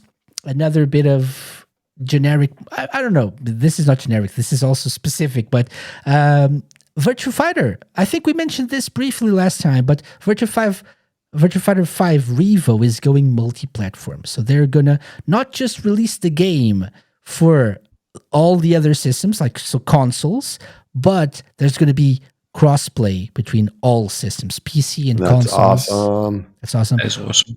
Rollback netcode, which is very important for like the hardcore fighting game fans that play these games competitively, and it's coming to all these platforms, including a Nintendo Switch too. So if you're planning on getting a new Nintendo Switch and you want to play some Virtua Fighter 5, you'll be able to as well. That's good news. Yeah. Is this something that you guys would like to try at some point or have tried? I would do, actually. I need to. Sorry, Lime, you go. I need to yell at RadioSEGA. During like we've been planning to play that game together for I don't know how many months now. But then like we never actually get to it. Just need to schedule. You hear that, RadioSEGA? I'm coming for you and yelling at you. This is what I'm gonna do. You're gonna be yelled at. Yeah. By this fruit right here. Okay, and last bit of news before we get into Shinobi and Sonic is everyone's favorite merch maker and distributor. I don't know what the joke was. I don't know why you guys were laughing or smirking, but I'm obviously talking about limited run games. I actually don't know what that is about either, but like I keep hearing like size and stuff like every time they are brought up, and I don't know what the background is at all. I have had, I think we talk about this every month, but I have had no issues with them, so I really can't stand behind any people who are complaining about them, but anything I've bought from them, they sent was good enough quality, at least for me. So I see. Okay. I thought that you said it sarcastically because there was something bad that they did at some point. No, people do really complain about them a lot, and like the quality of some of the products they release and stuff, like games time it takes for them to make them, and true, yeah, and the price and as well. Price, yeah. I'm looking at the price here, and I'm like, wow. So I think, going back to some of the purchases I made from those run games, I've never spent that amount of money. Well, I have actually, but buying like a load of stuff and what like these Dreamcast hit things, and the Shenmue one obviously was quite a lot of money. I forked out for like the whole collection of the Shenmue stuff, but on one game, $250. Yeah, I don't know. It seems like they've increased the prices a lot. Yeah, I'm guessing things aren't really that cheap to make as well these days. So that's definitely a factor that they have to consider when pricing stuff. But Raidu Remastered, The Mystery of the Soulless Army is coming soon. And they have a collector's edition with the game, obviously, a certificate of authenticity, a statue of Raidu, little cat, apparently called... Plush. Is that Plush? Yeah. Yeah, look how cute Go that to is. Doji, perhaps, is the name of the cat. It's a very nice I wonder plush. if they've used the same manufacturer for the Shamu kitten. Maybe. Looks like it. They have a pin. They have a special soundtrack, steelbook. They have some, a lot of money, some art, pre-order DLC bonus, alternate foil cover, and they have a digital Steam code for PC. But it's $250. Yeah. I would say, only going back a couple of years, that would be $120, in my opinion. Something's drastically changed overnight that I don't know if they're testing the waters to see if people still buy this stuff for that much, but it's a lot of money for one game. Mm-hmm. I don't know. It's like, and if you're planning to get this to actually play the game at launch, don't, right? It's true. So obviously you'll have to wait I don't know if a long time is the right way to say it, but you'll have to wait a few months at least to get this, because they're accepting pre-orders now. Pre-orders close June 1st. So that's like 2 days from now, more or less, if at the time of recording. But they accept pre-orders, and then they get this stuff made, and then they fulfill the orders in time. I do wonder if that's like sort of part of the sales predictions or whatever they do, because obviously a lot of these people that are going to buy this collector's edition are also going to buy the game to play in the meantime, aren't they? So they're essentially double dipping. Yeah. Repeat sales. Yeah, because you think back to the Sonic and Shadow Generations collector's edition limited run games did. How many people bought that and waited until it arrived to play the game? I think a lot of people that bought that bought the game as well in the meantime, day one. Yeah. I'm going to give you an example of something that I did in terms of, so I don't think I've ever bought games specifically from them, apart from one, which was the Sparkster Rocket Knight game for the Switch. That was the only game actually that I think I bought from limited run games. And what I did was I wanted to play the game, but I wasn't really, I need to play this at launch. So I just waited for the game to come to me, to be delivered by them, and then I played it when I received it. If I really wanted to, like, if I was a big Raidu fan and I really wanted to play the game at launch, I would probably have to double dip. I would have to maybe choose the PC version and buy the Steam version to get it at launch, maybe, and then get a console one, like collector's edition, so I could have it later and play it again, maybe. But and to answer Trinity's question on Discord, it says, how long did it take for your LRG stuff to arrive after you got the shipping notifications? So when they said they would ship it, I got it in maybe a couple of weeks, different country and all. I think that's probably 2 weeks, 3 tops. Didn't take that long. What I'm getting now, and I mentioned it before, is for the Dreamcast stuff, they keep pushing the estimated delivery dates or shipping dates. They keep pushing them forward. I think it's August now for Shenmue stuff, for Sonic Adventure stuff, I believe. I mean, it doesn't particularly bother me, to be honest, because I'm not... For little merchandise items like that, they can come whenever they come. But I know for a lot of people that actually want to play the games that they're buying from the website, it does feel like at times the physical game to a game these days is how can we get an extra sale? Because I do find there's a lot of games that even thinking like Alan Wake 2, when that was announced and released, they said they weren't going to do a physical, and then about 6 months later, oh, there's a physical now. So they kind of like they almost use it as a marketing tool. I feel like you have to buy the game day one digitally because there's not going to be a physical, and then because there was so much demand, we didn't anticipate there being so much demand. We've now produced a physical, and then they know that the physical collectors end up buying it again. Don't they anticipate it? That's why I did the. Yeah. I mean, yeah, it's definitely a strategy, a marketing strategy. I think it is. To push more sales. They know people, but that's happened before. So like, if they release, there are games like the Yakuza games they've all been released by LRG recently, and the people are probably like 99%.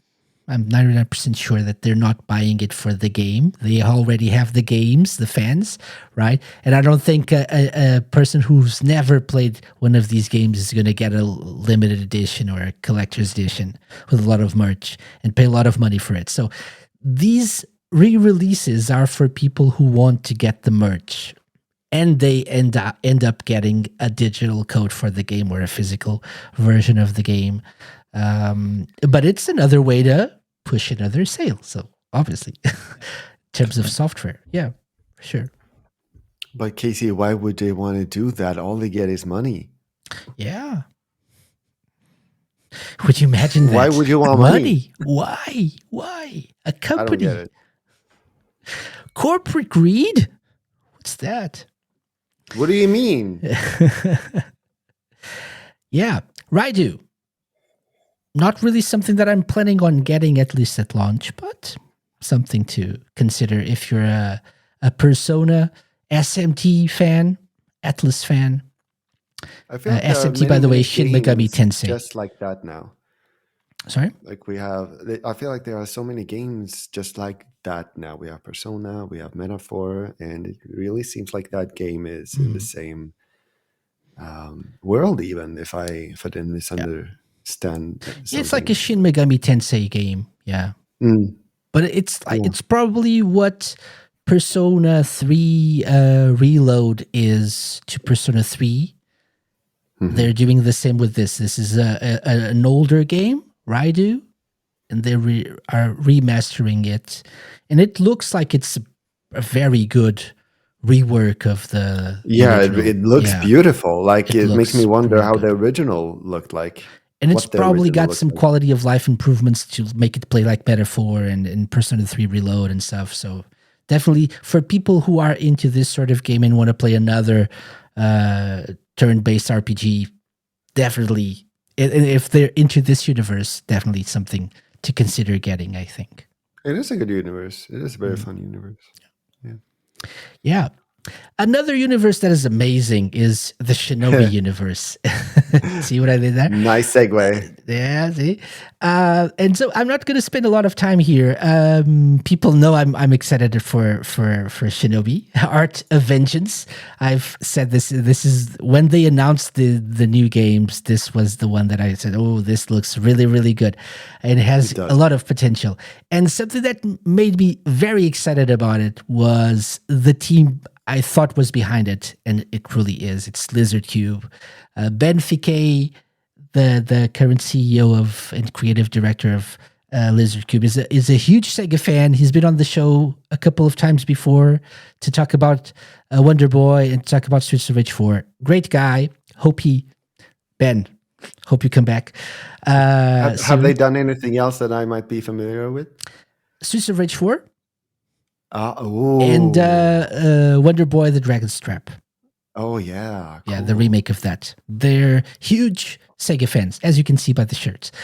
And so Sega released a couple of videos, like a behind the game video, or two, actually. One focusing on the studio and the art direction, and the other one focusing on the story.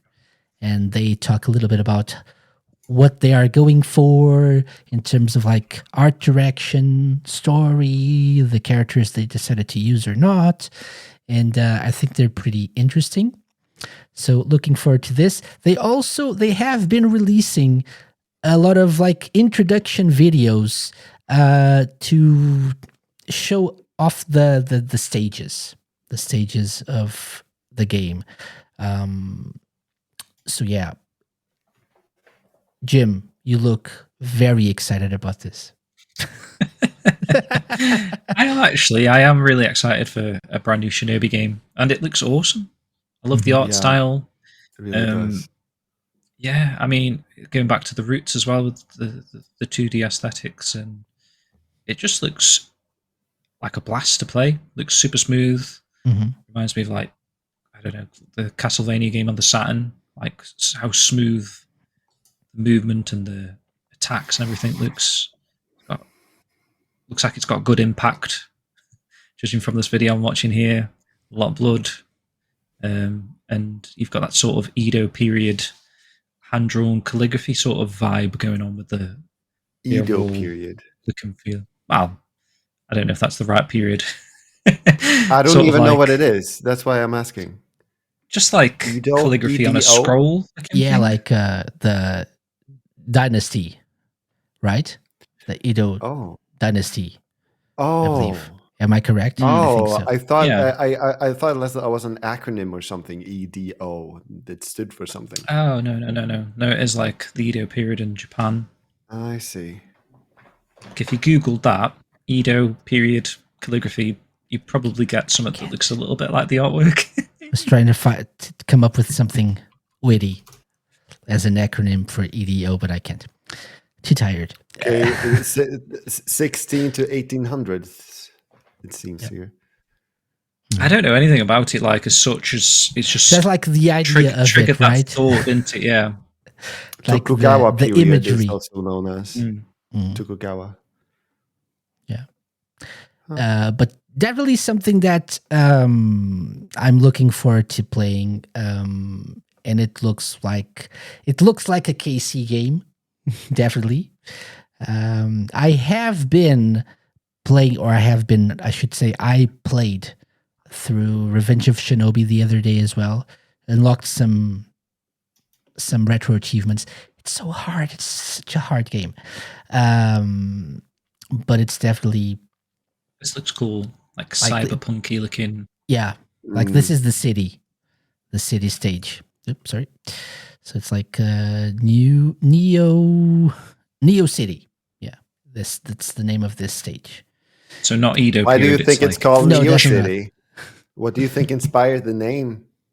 It's a new city, maybe. It's like, I don't know. Matrix? Is that what you're trying to Neo? suggest, Lime? Oh, could be. Nah, I was just thinking that it's a lot of neon lights. That's what Yeah, that goes back to what we were talking about before we started recording.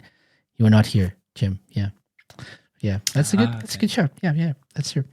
Available August 29th. So we're not going to delve too much more into this, but definitely something that I think is worth being excited for. And the fact that SEGA is pulling all the stops to promote this, or at least they're sharing a lot of stuff. And it's one of the things that I bummed you out a little bit about Streets of Rage 4, maybe because it was like one of those like licensing out things. They didn't really promote and pull all the weight of their marketing behind Streets of Rage 4, just like they didn't do with Shenmue 3, obviously. And that bummed me out a little bit. It was such a great game that it deserved more love from SEGA themselves. The fact that this is truly a SEGA game and they're promoting it and sharing stuff with people on their social media channels, on their YouTube channel, that makes me happy. And I'm like almost 100% sure this is going to be a great game, because that's how much I trust Lizard Cube. So you can just tell it, as well. it does look awesome. Like it really just comes down to getting the game and get the controller in your hands and feel it for yourself to really see what it is. For sure. Yep. So that's Shinobi, The Art of Vengeance, coming August to a console or a PC near you. I was hoping you would add a near you. Finally, Sonic news. We have a few of those, so let's get through them. Let's go through them as quickly as possible. First up, we don't go through Sonic news quickly. Of what course are you we talking do. about? Gotta go fast. Sonic news is Gotta the go main fast. I guess that makes sense. Yeah. So first of all, Sonic Rumble. Remember last time we did one of these episodes and we said, oh, next week, let's get together and play Sonic Rumble and do a special show about this and talk about how we feel about the game and stuff. Like the next day or a couple of days after that, the game got delayed. The global launch got delayed. So they say thanks to your incredible support, we've surpassed 1.4 million pre-registrations. And we decided to delay the launch, the global launch of the game. Yeah. And on the day where we planned to do the stream, I was like, "Hey, y'all, looking forward to the stream today?" And Casey was like, "I don't know how to tell you this." Yeah. Exactly. And I'm not going to bother you with the details, but they also did something on Discord. So there's a Discord server dedicated to the game, and they did a Q&A thingy on Discord, answering some of people's questions about the game. So you can join the Sonic Rumble Discord server and check it out. People asked, for example, why was the game delayed and why so close to the release date? And they said, as we work toward the May 8th global launch, it became clear that new features like Rumble rankings, crews, and skills were going to fundamentally change how the game plays. We want to make sure Sonic Rumble launches in the best possible state, so we made the tough decision to delay. I respect and applaud that. It is so much better to just make the game as the best it can be. That's definitely should be prioritized. Even though, like, if you talk financially, I do think that's the right choice. I would just argue that the way they handled it, like the question asks, why so close to the release date? Maybe it would have been better to just, and I hope they do that this time. Like, don't announce a release date until you're absolutely 100% sure you're going to be able to launch the game on that day. Otherwise, that makes sense. Because it's already been delayed once or twice. So people are starting to think this game is not coming out, which definitely SEGA are betting on it. According to their financial results. Yeah, I mean, people are playing it, like beta testing it, it's of course it's going to come out. Yeah. A couple of questions more that I think are maybe important. Will players who cannot access the game now miss out on exclusive cosmetics and event rewards? Because they have been announcing collabs and special events, right? They say, we know that's a big concern. Many skins, chow, and stickers available now will return after global launch. While we can't guarantee every single item will come back right away, our goal is to give everyone a fair chance to earn or collect them later. Another question, is July 31st the new release date? No, July 31st is just a placeholder used by app stores. We will share the actual release date here on Discord and on our social channels once it's ready. That's confusing, having a default release date like that. Yeah. But it's like common practice, right? To have, I think the first. I have seen that like in other places as well. It's like, yeah, I know that people do it. My question is that maybe it's probably should not be common practice to do that. I think they need to add a date.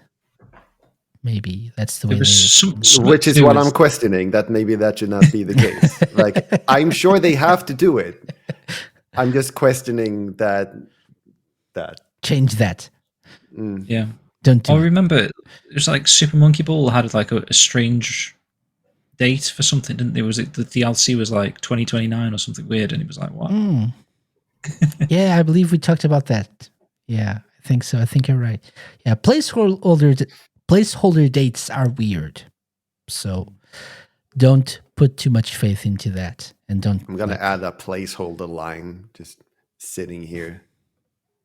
I have a And placeholder you're gonna have to line. talk to play. There we go.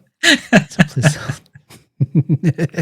Casey, how long have you waited to use that on me?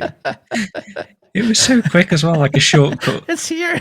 Like, yeah. You had that. It's here. You had that for a reason. That's your placeholder line? How long? No. Until you I mentioned think I've used that it before exact on one phrasing. of our quizzes or I don't something. remember that. Yeah, I think I so. do not remember that. I know I was at Team Lime and it was like this picture. And it's still here. I never see. deleted it. I see. Yeah, so Sonic Rumble. Look forward to it soon, TM? Question mark? Maybe. Before the end of the current fiscal year, which ends March 31st, 2026. TBD. TBD. Also, Sonic, the Sonic Chow shorts. They're so cute. Right? Chow Tales. Yeah. Yeah, they've all been compiled into one big YouTube video, which you can now watch. Sonic Presents Chow Tales. People were getting really excited and hoping that at the end of the last episode, Sega would announce some sort of game related Chow thing. That didn't happen. But who knows? Who knows? They're acknowledging It's a very Chow. cute little mini-series, though. Like, look at it. Yeah. Definitely. Oh, Shadow Chow right there. Stealing the apple. Look at him. Look at him. So mischievous. Yeah. So definitely something worth checking out. Yeah. Also, Sonic Racing Crossworlds. As we said before, Sega is hoping to get it out of the door by the end of the current fiscal year. So ending in March 2026. We don't have a specific release date yet, but we have at least two things. One of them, Sega put out the history of Sonic Racing video by Sam Procrastinates, which you can watch now. We're gonna Kudos, congratulations, Sam. Yeah, we're gonna link to it. Sam, former guest on this show as well, and he did put together a little history of the genre, of the racing genre, Sonic racing genre. As you can see, going back to Sonic Drift and beyond.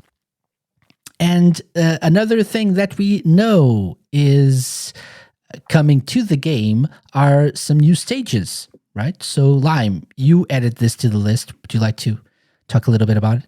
Yes. So they introduced two new stages based on Sonic Unleashed, Apotos and Holaska. The ice stage, and then like the first stage, like this little, I think, Grease inspired. Yeah. And then from a Sonic Riders game, White Cave, they introduced, like, I thought that it was like the dinosaur stage again from Sonic and the Secret Rings, but it turns out that it is White Cave from a Sonic Riders game. I don't know exactly which. And they are also remaking Starlight Carnival for this one. At least it looks different, but it's the same kind of environment from Sonic Colors. This is Alaska right here. So yeah, like, it looks awesome. I heard a little music from these as well, and they sound absolutely awesome. So yeah, looking forward to it. Good. Look amazing as well. So hype levels for this right now. I mean, I'm hyped for it. I'm very much looking forward to it, to try it and see. Yeah, I'm definitely looking forward to learning the game mechanics, so I can feel comfortable with that, because like the flying still kind of confuses me about how that works. But I never got through the tutorial. It was just a beta test, just like checking how the network works. So that's going to be expected, I think. Okay. Yeah. Makes sense. What about you, Jim? Excited? Yeah, fairly excited. I mean, it's kind of fallen off my radar a little bit, to be honest, since that beta test. But seeing that footage then, that's really cool. And I hope that the planning to add a huge amount of tracks, because wasn't one of the things you guys talked about when you were playing the beta line was like it kept replaying the same parts of the stages, because obviously there was only a few stages I suppose in the beta, but if there's loads and every time it you do a lap and it changes into another stage, if there's a huge pool of stages, then actually that ends up being a good mechanic then, because it keeps everything fresh all the time. Yeah. And speaking of, we saw a lot more about the what do they call it? Like the board vehicle. Like you stand on a little hoverboard. I don't remember what they're called. Yeah, from Riders, right? The extreme gears. Indeed. Yeah. Right, extreme gear. Yeah, so we saw a little bit of that as well in that video, and it looked cool. You can customize it and everything. So Definitely. Yeah. Looking forward to trying how that feels. I think it's nice that they're not going for a summer release date, because let Mario Kart World let the hype for that cool off a little bit. Yeah. And it's better to let people enjoy that and talk about that for a few weeks and months, and maybe release it later this year, perhaps. If they're going to get compared, aren't they? Obviously. Like Mario Kart World looks amazing as well. Yeah, I'm really excited for that as well. I'm very much looking forward to trying that out next week, if I do actually get it. So we'll see. Yeah. I'm hoping to get the console. Yeah, I have pre-ordered it. I have a pre-order as well, and hopefully I just can't really, everything can still go wrong. Yeah, I feel. So don't get too excited. Maybe there's a delay or something, and so at least I'm just being realistic. Yeah, I'm the same. I'm excited, but try not to get too excited for it. But yeah, I'm definitely looking forward to enjoying Mario Kart World first, get it out of my system, and then go with a fresh perspective into Sonic Racing Cross Worlds. And I think it's good that they're not really promoting this game too much at this stage. Let Mario Kart World take the spotlight now. Don't push a lot of new information, and promote other stuff like the ones that we're talking about next. And then next month or August or something, maybe announce the release date, and I think that's smart. Agreed. Okay. And so another thing that we wanted to cover is this year's campaign. So last year was the year of Shadow, Fearless, the year of Shadow the Hedgehog. Yeah. This year, the year before that was Fast Friends Forever, right? Yes. Okay. This year, Racing Around the World is the Sonic campaign that they launched, and they're using it to promote a lot of collabs and stuff, and more merch, I'm sure. So if you go to the website, you'll find the trailer, you'll find the About section. Join us in 2025 for an exciting celebration of racing around the world, dedicated to fans everywhere. Together, we'll set the pace, fuel our passion for speed, and accelerate the competition. It's a thrilling, high-octane ride filled with countless adventures and electrifying moments throughout the year. Buckle up and be sure to check out the news section below for updates as the Racing Around the World campaign unfolds. Oh, yes. Unfolds. Loads of puns. Yeah, definitely. I mean, last year, I took some inspiration from the fearless year of Shadow and conquered, or at least challenged my fear of flying, and went to London. And so, racing around the world, what do I do this? What do I do this time? You get on a plane again and go around the world. Go to Japan. Yeah. Oh, wow. Yeah, that would definitely be. I do want to visit, as I said, London again. Hopefully visit the SEGA office there if I can.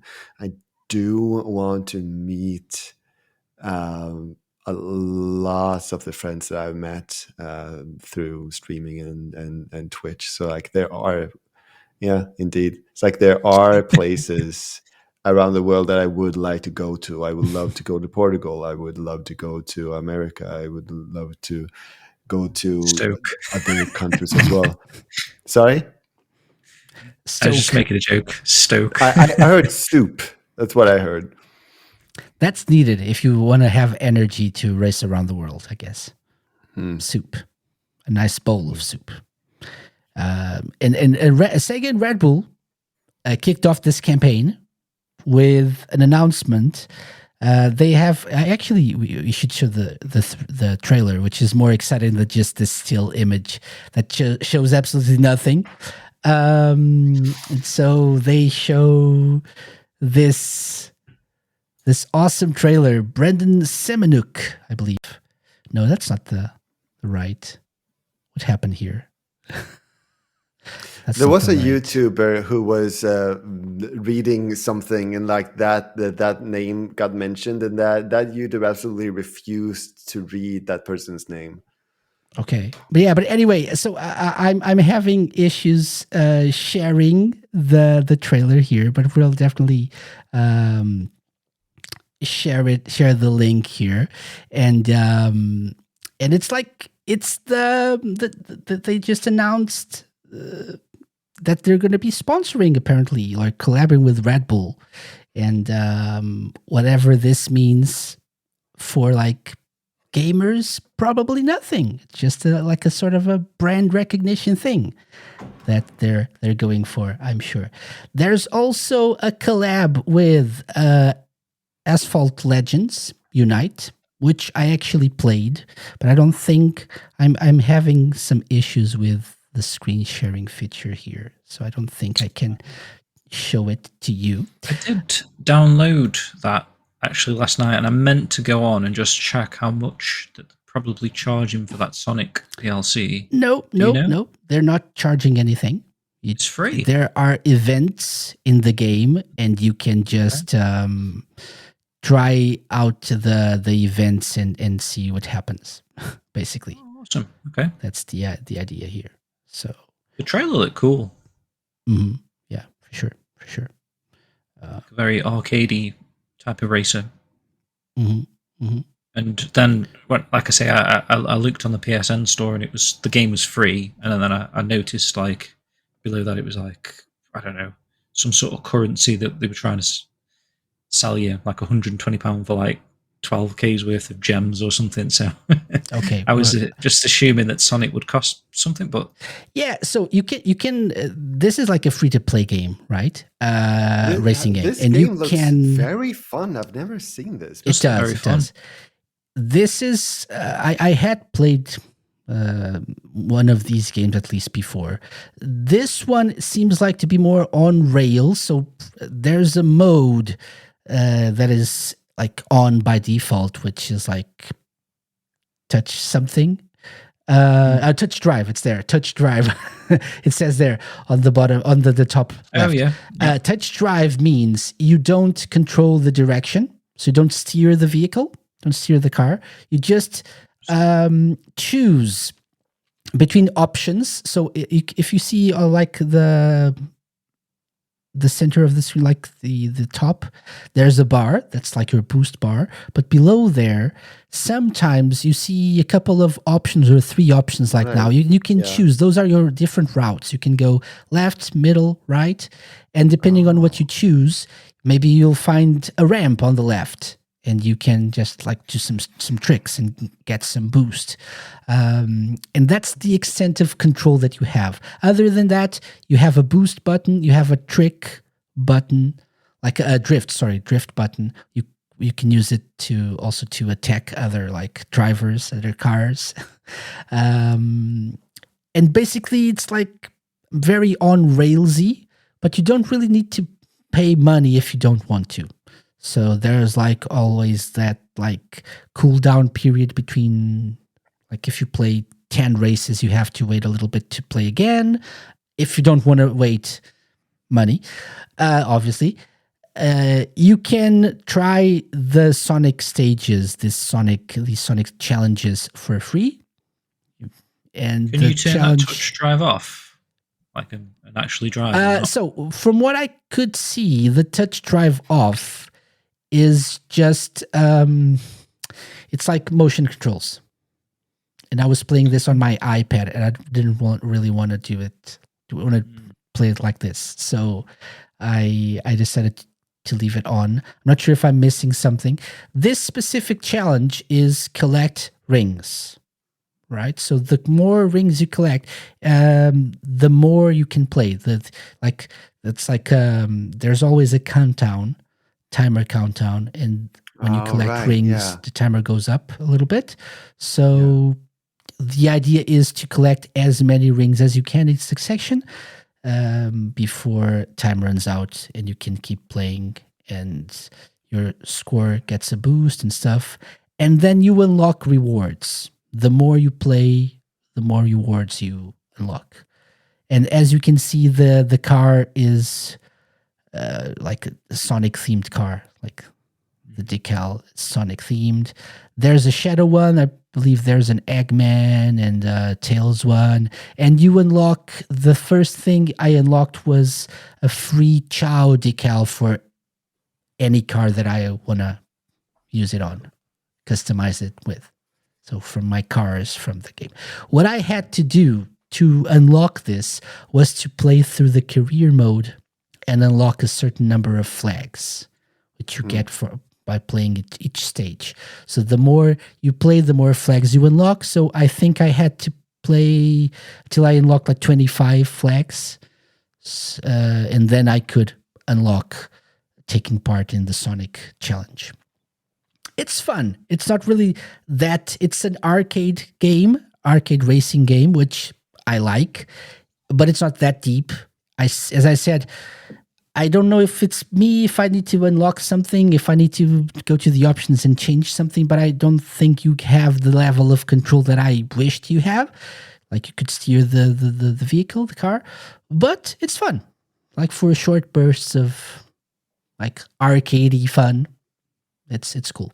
Yeah. It looks, as I said, fun. And it looks good. And it's available on Game Pass and like PS5 and on the App Store. This is iPad footage. Yeah. So yeah, I recorded this earlier today, so I could show it off here. Oh, this is you playing. Awesome. It's me playing. That's why it's bad. Yeah. Yeah. Yeah, because no, I was thinking like it looked professional, and so my mind was like, this can't be KC's gameplay. Yeah. Thank you for that. I think I don't know whether to thank you or to say, damn you, Lime. I don't know. So either good, we thought it was a trailer. That can't possibly be KC playing. Okay, so that's all for Sonic. Or is it? So the last bit of news that we wanted to cover, and this, I'll turn it over to you, Jim, because you're our expert. You're our FiGGYZ expert. So there's going to be a new product releasing literally next week. So if you've not heard of these are called FiGGYZ, and they are sort of a magnet figure, like a 2D pixel art. They come on a metal backing plate, so hence you get your magnets out, and the backing plate's actually like double-sided with different images, depending on what product you buy. So currently, Wave 1, which is launching, as Casey's got on the screen there, in 8 days' time, as of recording, some of the SEGA IP that you probably want to look out for if you're interested in these figures are Sonic, Metaphor Refantasia, Persona, and of course Shenmue, which is what I'm excited about. And I've actually got some samples of Shenmue if you guys want a little bit of a sneak peek. Sure. Yeah, okay, I'll show you now. So should I? Let's go. Yeah, sure. Okay. So this is how they actually look, and they're really cool. They come with like a little stand. And as you can see, I've got him quite low actually, which I quite like actually. It looks like he's sort of standing on the surface. They even put thought into the background. And there That's are cool. two backgrounds, right? Or so there is. So it's double-sided. This thing. So obviously you've got for Rio, he's got the Game U arcade, and on the reverse is the Phoenix Mirror, and so you can pick and choose where you want to place him, what sort of background you'd like him on. I have to do this mirrored. But really cool, and part of so Alex has been talking about this from First for Figures. This is sort of his baby, I think. Sort of like a sister company to First for Figures. So if you've ever bought any product from First for Figures, you know the level of quality that you're going to get from these things. And as you can see, it's a really cool designed item, relatively cheap. I think they're only about $10 per figure. Probably the size of a Coke can, I think, is the reference there. Yeah. So decent sized, nice little drop shadow effect from how the character protrudes. Yeah. I can show you some of the box. So I don't know if this is the packaging they're going to come in, but essentially this is the product box. Yeah. Reminded me like if you ever bought a phone case from like Apple or something like that. Yeah. So it appears. And there's 4 Shenmue ones. We've got Shenhua, Ren, which is really cool. He's on Dragon Street. Excellent. We should get sponsored. And there's Landy on the Shenmue 3. Landy room, which is really cool to see. Yeah. And one of the neat little things that they've got going is if you see the way that the characters are facing, so they've got the sort of anti-heroes facing to the left or right. Oh. I don't know how this magnet is. And the heroes facing the other way, so you can have this sort of Shenhua versus Landy thing going. Or I guess what you'd want is pick up the right ones, the right figures. Yeah, the other way around. Yeah, exactly. Yeah. Okay, there we go. They're facing each other for a bit of a battle sort of scene, and they all come with these little adhesive strips, so you could like put them on your wall if you wanted to. Display them where you want. Like I say, they come with stands if you just want them on a shelf or on your desk, or you can even just put the figure directly onto a fridge or a metal surface. So, yeah, quite a unique item, I think. I've not seen anything like this before. And Alex is sort of suggesting that because of the cost to produce these, it allows them to essentially do more with different IPs. So they're going to be doing a lot of, quite niche stuff, which is why we've got Shenmue ones, which is really cool. They can take a lot of risks. And he's also said if there's any game series or something that you want represented as a figgy, let him know, and they'll see if they can actually do it, because they're very willing to take risks. You know what I'm going to say. You know what I would say. What would you want, Lime? I think there already is, if I'm not mistaken, but from the Sonic series, definitely. I would love a Tails one. Did I not see that? Yeah. I don't remember what I saw. Yes. Yeah. Yes, okay. I'll take a Tails one. Thank you very much. Okay. Writing down. Yeah. The Sonic line. There is quite a lot of Sonic ones releasing day one. I think there's maybe 5 or 6 Sonic ones. And what you might find with a lot of them is like the backgrounds actually merge together as one complete art piece. So if you bought the full set, you could make a really cool full-on display. Yeah. And another cool thing about this is that they're going to release an app. Yep. Right. Which Sonic can use to see track. That Sonic. It's so cute. They are very well made. These. How heavy are them? By the way, hashtag not sponsored. So the actual figure, obviously, it's kind of just rubber, quite firm, hard sort of rubber. So I don't know if you can see that. Okay. Yeah. Bend to bendy. It. But the actual metal plate is heavier than I was expecting. It's got some weight to it. But me and Matt unboxed these, and these are video releasing on Saturday of us unboxing these. We were saying how specifically perfect the magnets are. So as you can see there with Ren, he doesn't move. It's the right strength of magnet, but you can just pull him off so easy.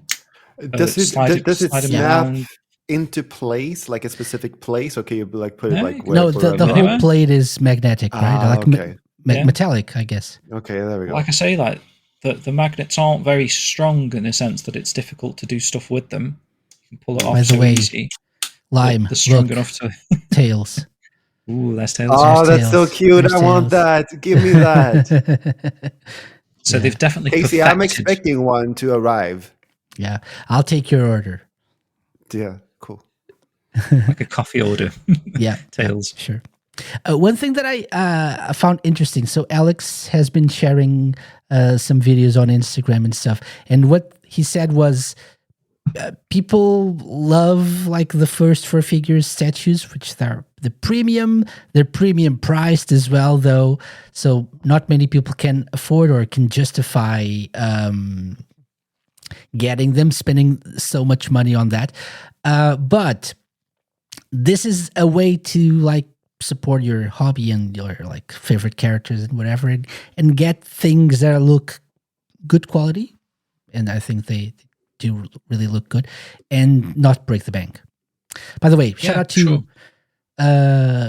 Titan Street, Project Phoenix Productions. Welcome. He says, I'll take a Neo Metal Sonic or an Infinite one. Okay. Yeah. I wonder why you'd get an Infinite one. It's not like you could like Sonic Forces or anything, Pete. No. Yeah. But picking up on your point there, Casey, Alex has said, like, if these sell out rapid, for example, or, you know, better than they were expecting, then they can then take that sales data and produce an actual first figures figure of that character. Okay. So that's why they're happy to take risks on these little characters, because they kind of just testing the waters. They don't really know how popular these products might be, or these characters. So if they've actually got the sales data, and we're actively promoting these Shenmue ones, and hopefully we can get these Shenmue ones sold out to get like a second wave of these, but then potentially like an actual statue for, you know, say a Ren in the future. That's like direct from the horse's mouth. So if you've ever wanted to support a product to lead to more products, this is the line of merch that you probably should be looking into if you're interested. Portal ones, like a little companion cube. Yes, little GLaDOS. Yes. Space Core. Space. Or just like the orange and blue portal, like the portals themselves, right? Yeah, themselves. Yeah. Place on different sides, and like, that's a good idea. It's a cool idea. Yeah, I think it's easier, definitely easier to get licensing deals with this than first 4 figure statues, right? It's an affordable, easy to make, probably easy to distribute. Yeah. And Alex has been showing these off at that Las Vegas Expo just recently, the licensing expo, and I can say just from these sample products alone, the quality and how good they look and feel, like I'm not surprised he's probably picked up a few new people to get on board with. I think he did say he just picked up the Five Nights at Freddy's or whatever it's called line. He's been showing them the product, and they're interested in doing a line of merch figures like that. So it's got really good potential. Really pleased. For sure. Yeah. So and look forward to that. On 4th of June. Yes. So next week. Sign up early. I think you can get a day's early access. So if you sign up to, forget the full name of the website. Join.FiGGYZ.com. Yeah, there you go. That's the website. If you join FiGGYZ today, you can get early access. Yes. Yeah, it's like the FiGGYZ World, I believe. Yeah, FiGGYZ World. It's sort of like a social media platform in a sense. And then really there's going to be the app as well to help you like track down everything that you have and like unlock rewards and stuff. It's like a QR code on the back of the figure. Yeah, you're supposed to scan, and then it adds this character to your app. It's almost like a virtual chat list. And then you add like an NFC reader so that it can work as an amiibo for Nintendo products. Yeah, why not? Yeah, all the possibilities. So we're not like trying to make you buy anything, but if you're gonna buy between this and limited run games, I mean, right. So if you're complaining about the price of LRG stuff, this one, buy the Shenmue stuff so we can get more Shenmue merch, though, please. Exactly. Please help us out there, even if you're not really into Shenmue. Why not? If you don't want to buy one for yourself, you can buy one for me. Yeah, there we go. So Makes buy sense. one. You don't Lime. like it, ship it to Lime. Yeah. Yeah. Rio. Let's get sweaty. I will not be reimbursing you. I'm expecting one for free. Okay. Hear that, Alex? Okay, so guys, that's it. That's it for all of our news. By the way, for people watching / listening, apologies for the slight technical issues we had throughout the show. If you didn't notice, cool stuff. If you did, we apologize. But if you missed anything, you can just check out the video that's coming out in a couple of hours. I'll be editing this and putting it out in a little bit. So do check it out.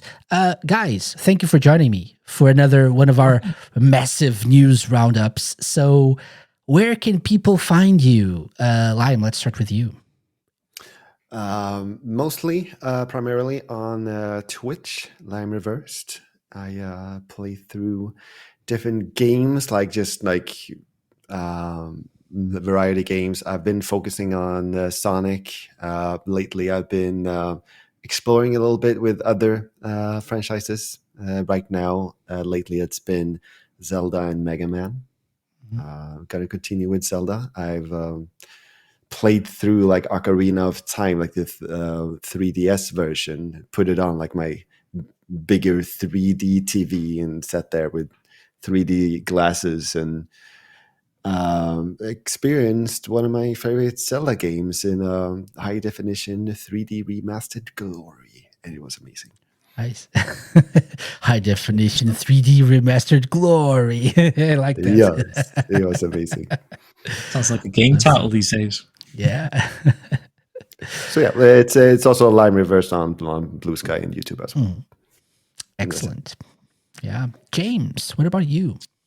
Cool. Yeah, well, you can find me mainly on ShemuDojo.com or on the Shemu Dojo VOD YouTube channel. We've got some good stuff just been released, actually. We did an interview with a guy called Chase, who used to be one of the, well, he was the media relations director for the Dreamcast launch in the USA. Some really great, insightful information from Chase, some nice stories from those times, some fun events that they did. They did a Jet Set Radio event back then where they were promoting graffiti art, in a sense. A really enjoyable interview. Definitely check that out. That's one video I'd recommend. I chat to Chase. And then, other than that, you can find me specifically at SkillJim, mainly on Twitter. Yeah, and that's it. Yeah, okay, sure. Yeah, I also recommend that interview. I also recommend the latest episode of the Dreamcast Junkyard Stream Pod. They interviewed, can't remember his name right now, but the guy that was producer and executive producer on a lot of Dreamcast games and beyond, and he's now like the co-CEO of Argonaut Games, which released or is releasing the Croc remastered version. So he has a lot of experience, and he sang the praises of the Dreamcast and all the games he worked on back in the day. So really cool interview as well. Really cool listen. As for Harkin? sure. Probably Mike something, yes, for sure. Yeah. I was listening to it earlier today. Backlog. So definitely a good listen as well, recommended.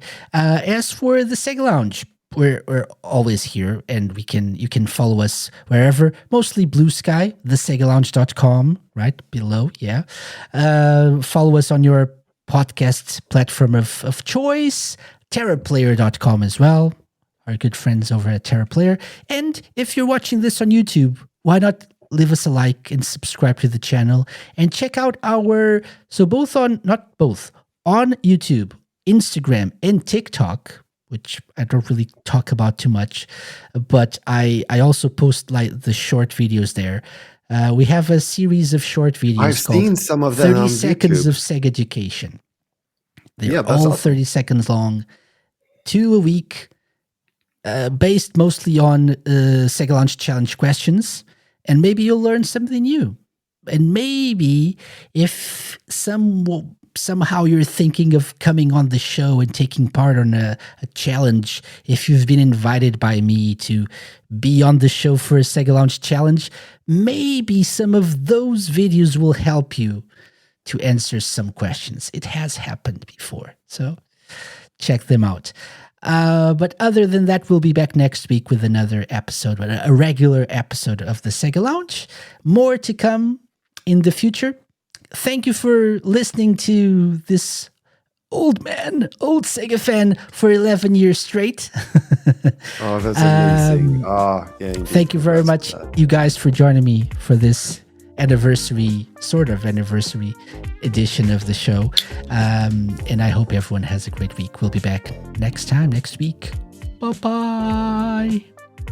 Bye. Bye. Bye. The SEGA Lounge, hosted by me, KC, a Mixed Sound Productions podcast and part of RadioSEGA's network of live shows and podcasts. Theme song and incidental music by OSC. Got any suggestions? Drop me an email to podcast@thesegalounge.com. Find us at thesegalounge.com on Blue Sky.